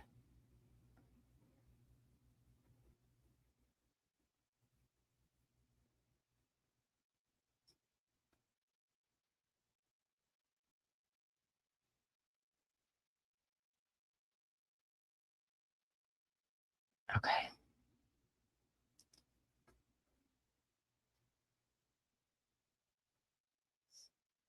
I'll see if anything new is going on with the case in a minute, but I very much doubt it.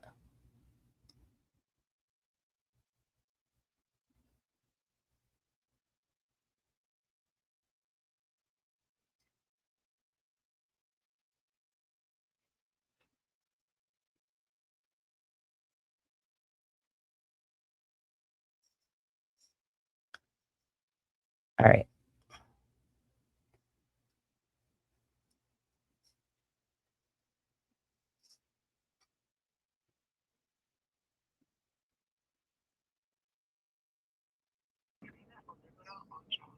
For non-emergency response, press 1. For criminal investigation.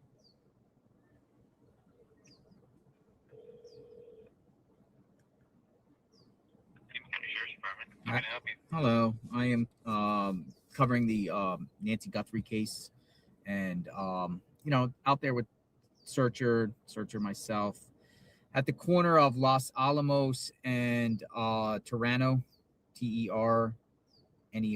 There's like a wash in a basin, and people I was with found a pair of pants, some bedding, and a knee brace. And, you know, a lot of people are recommending that we call and report that into all of you. So you said it was pants, knee brace, and what else? And it looks like some sort of bedspread. And it's in the wash basin at Los Alamos and Ternero, Ternero Street. It would be on the east side of Ternero, just before Los Alamos, and there's like a wash basin in there, and it's right in the middle of the basin. So if like your deputies came out, you would see it there, all in the general area there.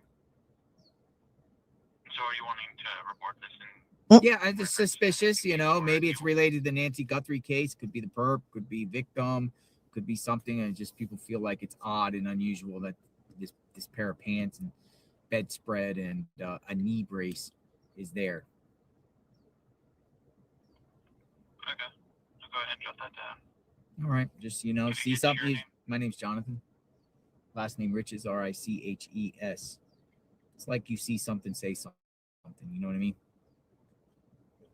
I hear you. Yeah. Is that J-O-N or J-O-N-A. J-O-N-A. T-H-A-N. Yeah.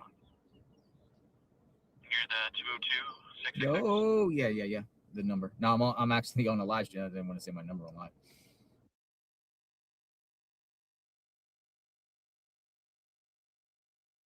Oh, I was like, what happened? We lost sound. Didn't want to say his phone number. Yeah, I didn't want to give my number out online. No, Other people listening, so I don't want my number. You started reading, I'm like, whoa. Prank calls now, you know.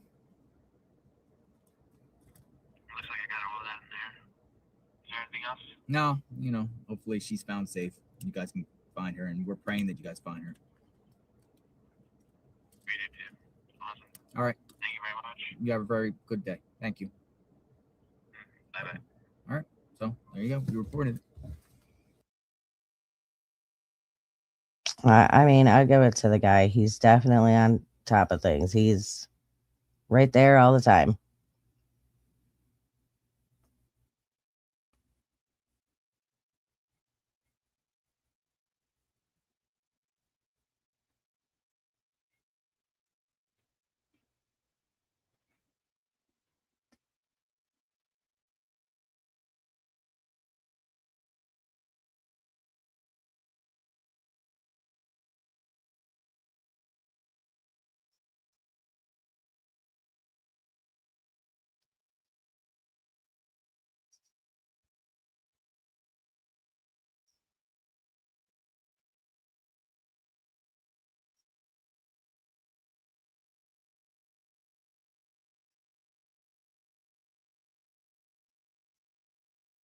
Okay.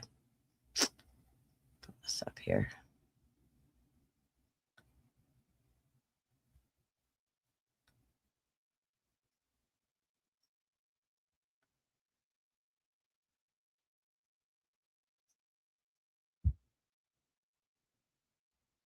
A neighbor who would rather remain anonymous said FBI has been to his house 12 times for footage of a vehicle.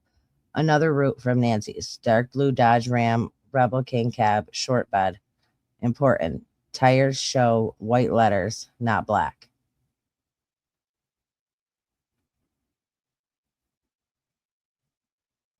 Okay, check this out. So somebody that helped catch predators on Roblox and Minecraft and turned evidence over to the FBI is now being stalked, harassed, threatened, and intimidated by the FBI for trying to go after predators. Let's take a listen.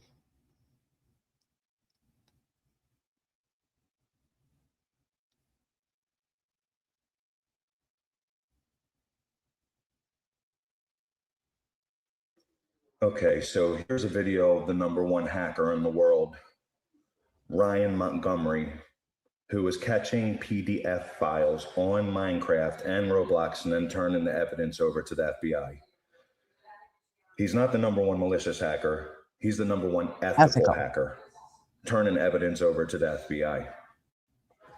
Instead of thanking him, they put him on the terror screening database. and are now following him everywhere he goes in heavily tinted cars and harassing him with threatening messages. They did this to Epstein's victims too.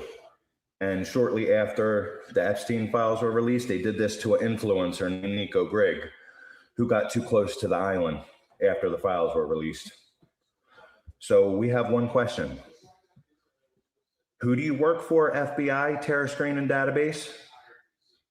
You're stalking and harassing with illegal surveillance Epstein victims, influencers that are island trespassers, and hackers catching PDF files on Roblox and Minecraft. Who do you work for? Wasn't this Epstein operation an intelligence honeypot? It's an intelligence honeypot to catch kids Shit, and take them Epstein to was some into. crazy island and do God knows he was what. into everything, right? What secret police force is doing that terror screening database? Who do you work for?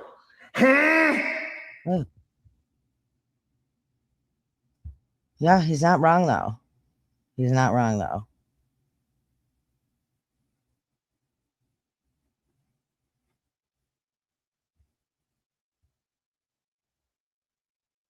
Y'all believe in manifestation and frequencies and energies and things like that? I do. You have to exit the ego, the frequency of limitation. This really tells how to create a frequency so magnetic that your desires chase you. First, do you believe in manifestation? Do you believe you can manifest things into existence? Do you believe that you can, what you think it can become, what you think you can produce, what you think you can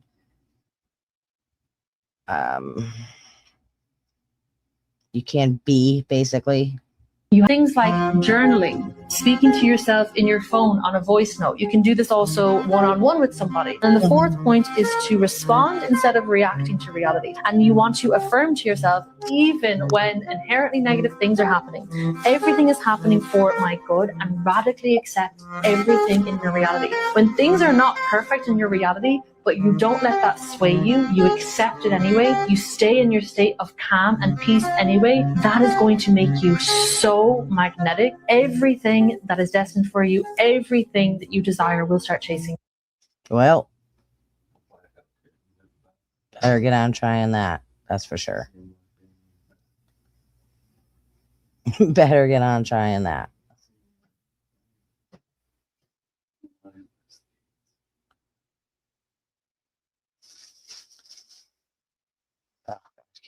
Yeah. This woman was hired as a 911 operator. She answered and hung up on nearly 50 people, one of whom was a mother with a dying 4-month-old. She hung up, the baby died. A cop goes to arrest her, and she becomes belligerent and says, "I'm working." Then when he brings up the call log, she says, "I didn't feel like working." This is a problem. Company, I mean, especially somebody like a 911 operator. I mean, you would, some people that are in some jobs, you're like, how did this happen? The logs say otherwise. The system glitches. A mother tried calling 3 times. You hung up 3 times. I just didn't feel like working. Stand up right now. I didn't feel like working that day. That was Crenshonda Latrice Williams, 23 years old, 18 months on the job as a 911 dispatcher for Harris County, Texas. And in that moment, sitting at her console on the 5th floor of the Emergency Communications Center on Travis Street in downtown Houston, she had just admitted to failing a family in the worst way imaginable. What investigators had uncovered in the weeks leading up to this confrontation was a pattern so callous, so indifferent to human suffering, that seasoned detectives struggled to process it. 47 emergency calls over 10 months, medical emergencies, domestic violence, car accidents on I-10 and the Katy Freeway, each one answered by Crenshonda Williams, each one disconnected within seconds. But it was the Williams calls, 3 desperate pleas from a mother trying to save her 4-month-old son, that would send this case to trial, to national news, and ultimately to a prison cell in Gatesville, Texas. 18 months in state prison. A $1.4 million settlement paid by Harris County taxpayers. And a mother who will never stop asking why her son never had a chance because someone couldn't be bothered to do her job. Ugh, that is awful. Can you imagine? I could not even imagine having to go through that.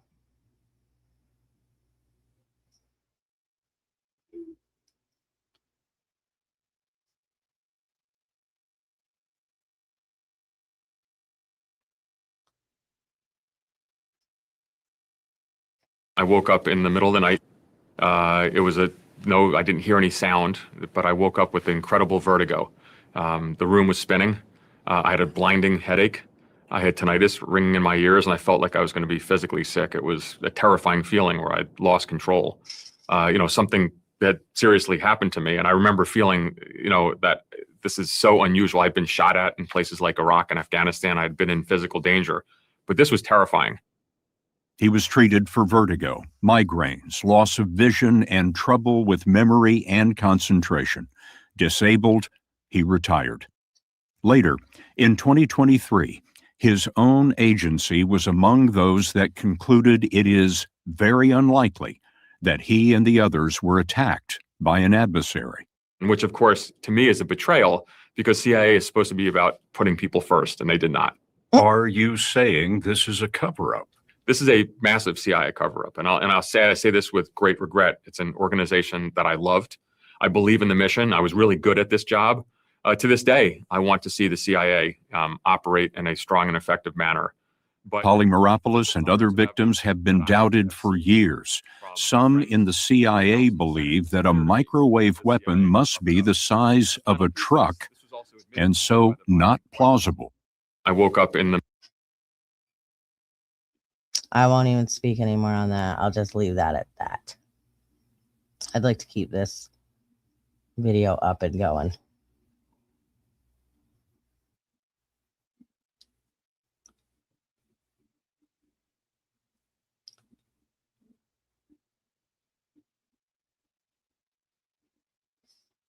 This whole celebrity idea. NBA star Kyrie Irving says the world is nothing more than a stage performance, carefully scripted and controlled. He claims many celebrities aren't even real people, but actors playing roles, pretending to be human.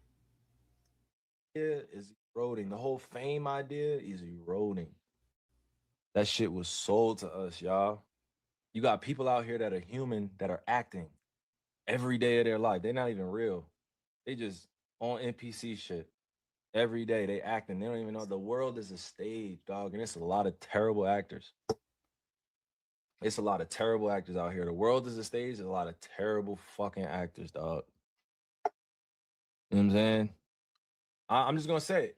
I'm just gonna say it, dog. I'm just gonna say it. I tried to tell Spice beforehand I said it, but the whole idea of celebrity, bro. If you're not a real person and you can't stand on your morals and principles out here, move out the way. You can't stand on any principles and morals out here as a person that's trying to see this world become better, move out the way for the time being. I'm not paying attention to all the beefs going on or who. I couldn't agree more.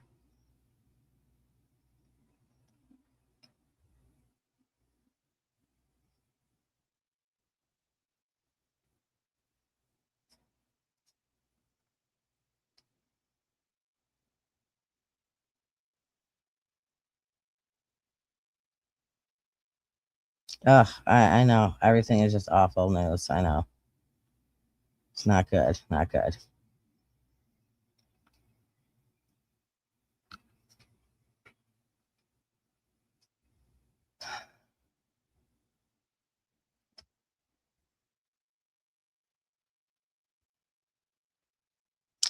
The infamous Brazilian healer named John of God, who was heavily promoted by Oprah Winfrey as an inspiring figure of spiritual miracles, was just sentenced to 118 years in prison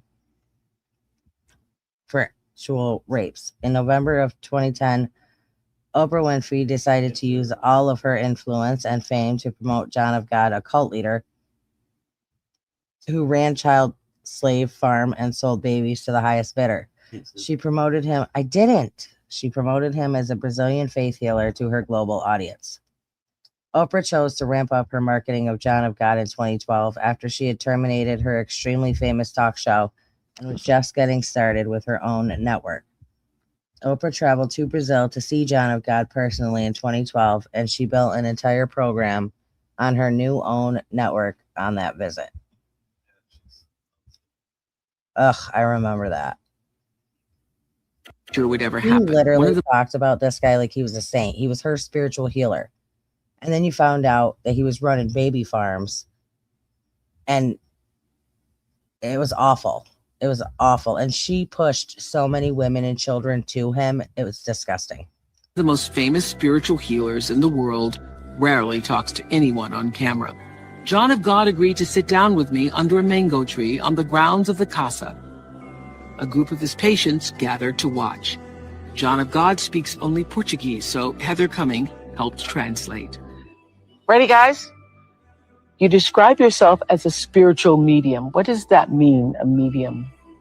Médium, eu sou espiritualista. As a medium, he's a spiritualist. He believes a great deal in God, and he practices this mission already 55 years. Born on a farm to a family who rarely had enough to eat, João Teixeira de Faria was the youngest of 6 children. His father was a tailor. His mother, a housewife who also ran a small hotel to make ends meet. João left school when he was 7 to work in his father's tailor shop. To this day, he cannot read or write. As a boy, João says he realized he was clairvoyant when he predicted a terrible storm that destroyed a neighboring village. This event began his journey as a spiritual medium.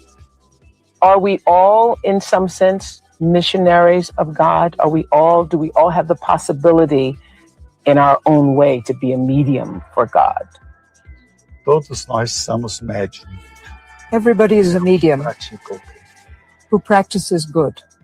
And we are all children of God. And each person has their mission. Yeah. The first time I saw it today, I was humbled by the experience. Ela disse que quando ela viu primeiro as pessoas hoje, pouco, isso aqui pertence a você. Because a little bit of this belongs to you. A part of this belongs to you. How so? I don't understand. Because you are human. Well, could the entity tell me, what does human energy look like? Because as I understand it, each person that comes before you, the entity sees the energy of that person. Temos a áurea. We have an aura. We have different colors in our aura. So human energy looks like colors? Sim. Yes. Várias cores. Various different colors. What does something like cancer look like when you see inside? Quando vê aranha, sendo da vontade de Deus, não? When he sees cancer, he starts asking that this be taken away, be removed, being God's will, because it is not he does not have the power. It is God who has the power. And he prays to have the person's cancer removed by God, if it is his will, if it is God's will.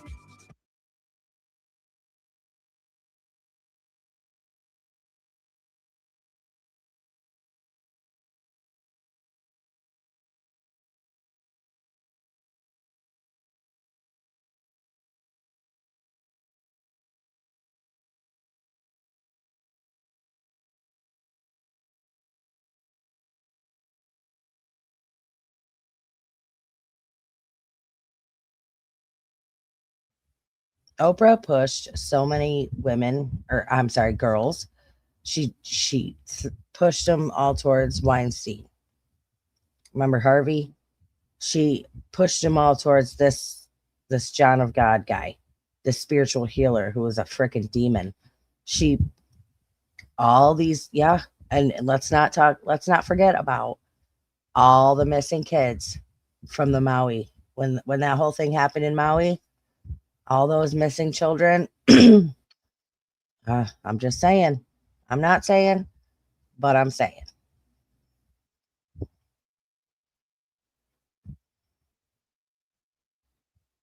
Sick.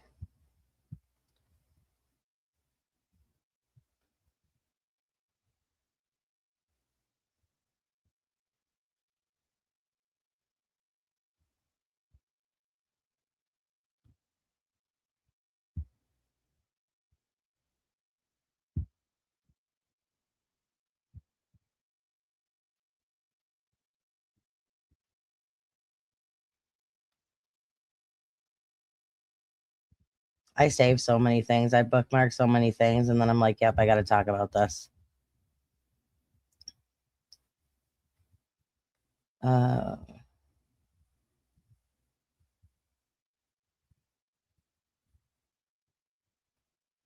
That's got to make sense, though.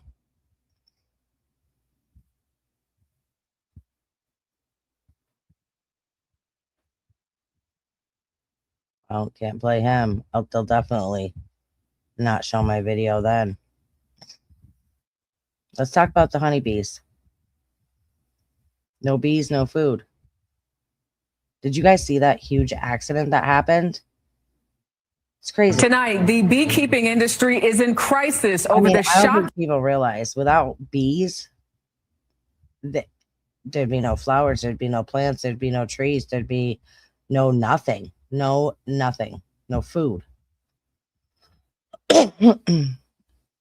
Hundreds of millions of bees. It's crazy.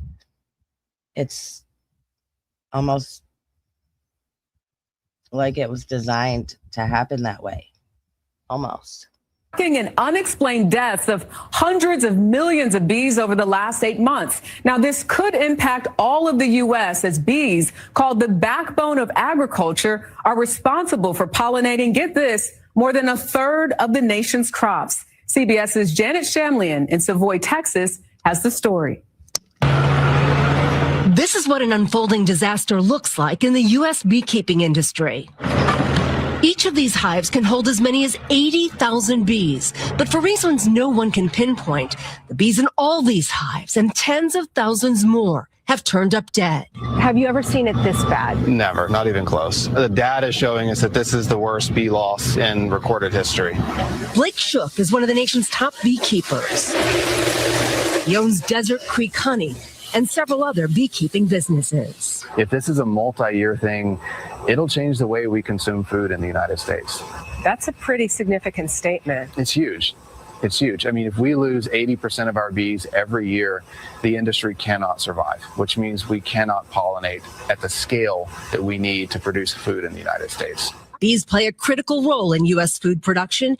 In addition to making honey, they pollinate 75% of the fruits, nuts, and vegetables grown in the U.S. That's $15 billion worth of crops. So what's causing the deaths, and why now? So these are dead bees in there, and they have always an identifier for a project. Juliana Rangel studies them at Texas A&M University. One potential explanation is that over the last few years, we've seen some locations across the U.S. that have had lower forage available for bees. So when they're supposed to be blooming, let's say in April, they're blooming either earlier in the year or later in the year. And so we have these food deserts basically in the summer and fall that the bees sometimes cannot withstand. Back at Shook's Bee Farm, here we go with the hood. We suited up for a look at his commercial operation. Okay, you ready? Yep. All right, the first thing we do is smoke the entrance, and that calms the bees down. This is what a healthy hive looks like. And then in the center here, this is where the baby bees are raised. These just returned from California, where the bees were used to pollinate almonds. Beekeeping groups say the losses may put as many as 25% of commercial operations out of business by year.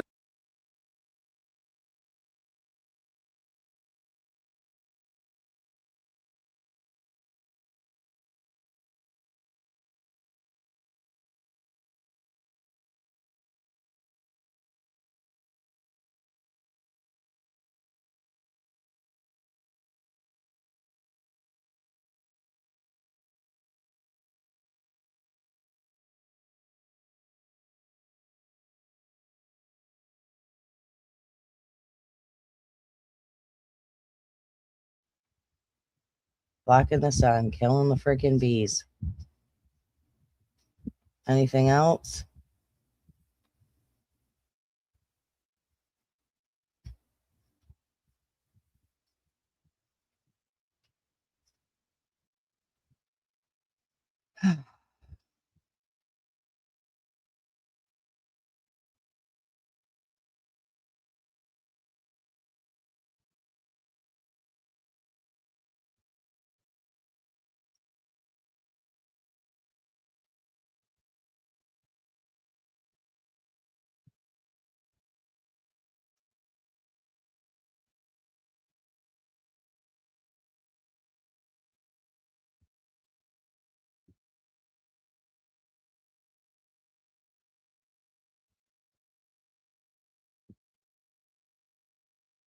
Oh, can't play that. Yeah, I'll get copyrighted. Sorry, guys. Give me just a minute.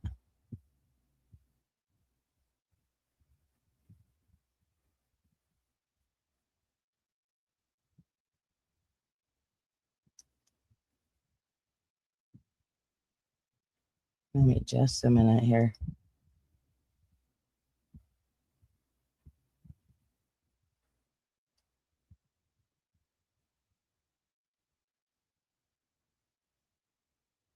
I think I'd be live this long, but that's okay. It's my fault. My bad. All right. You know what I think I'm going to do? I think I'm going to end this live here at 2 hours. And then probably in about a half an hour, I'm going to start another one because I'm going to get all my files up and ready to go and then go over that. So give me about a half an hour. I'm going to get all my files together so I don't have to go back and forth like I am now. And we'll end this video and start a new one. So I hope to see you guys back here in about a half an hour. I'm going to 9:30. I'll see you guys at 9:30 for another live. Hope you guys can make it back. Please like, comment, share, and subscribe if you have not already done so. If you want, and you can do, that's all free if you want to show your support for the channel and us. If you want to do anything extra, the links are down in the description below. Thank you guys. I love you. Stay strong, stay healthy, stay safe. Keep asking those hard questions. Keep spreading that light. And I will see you all next time.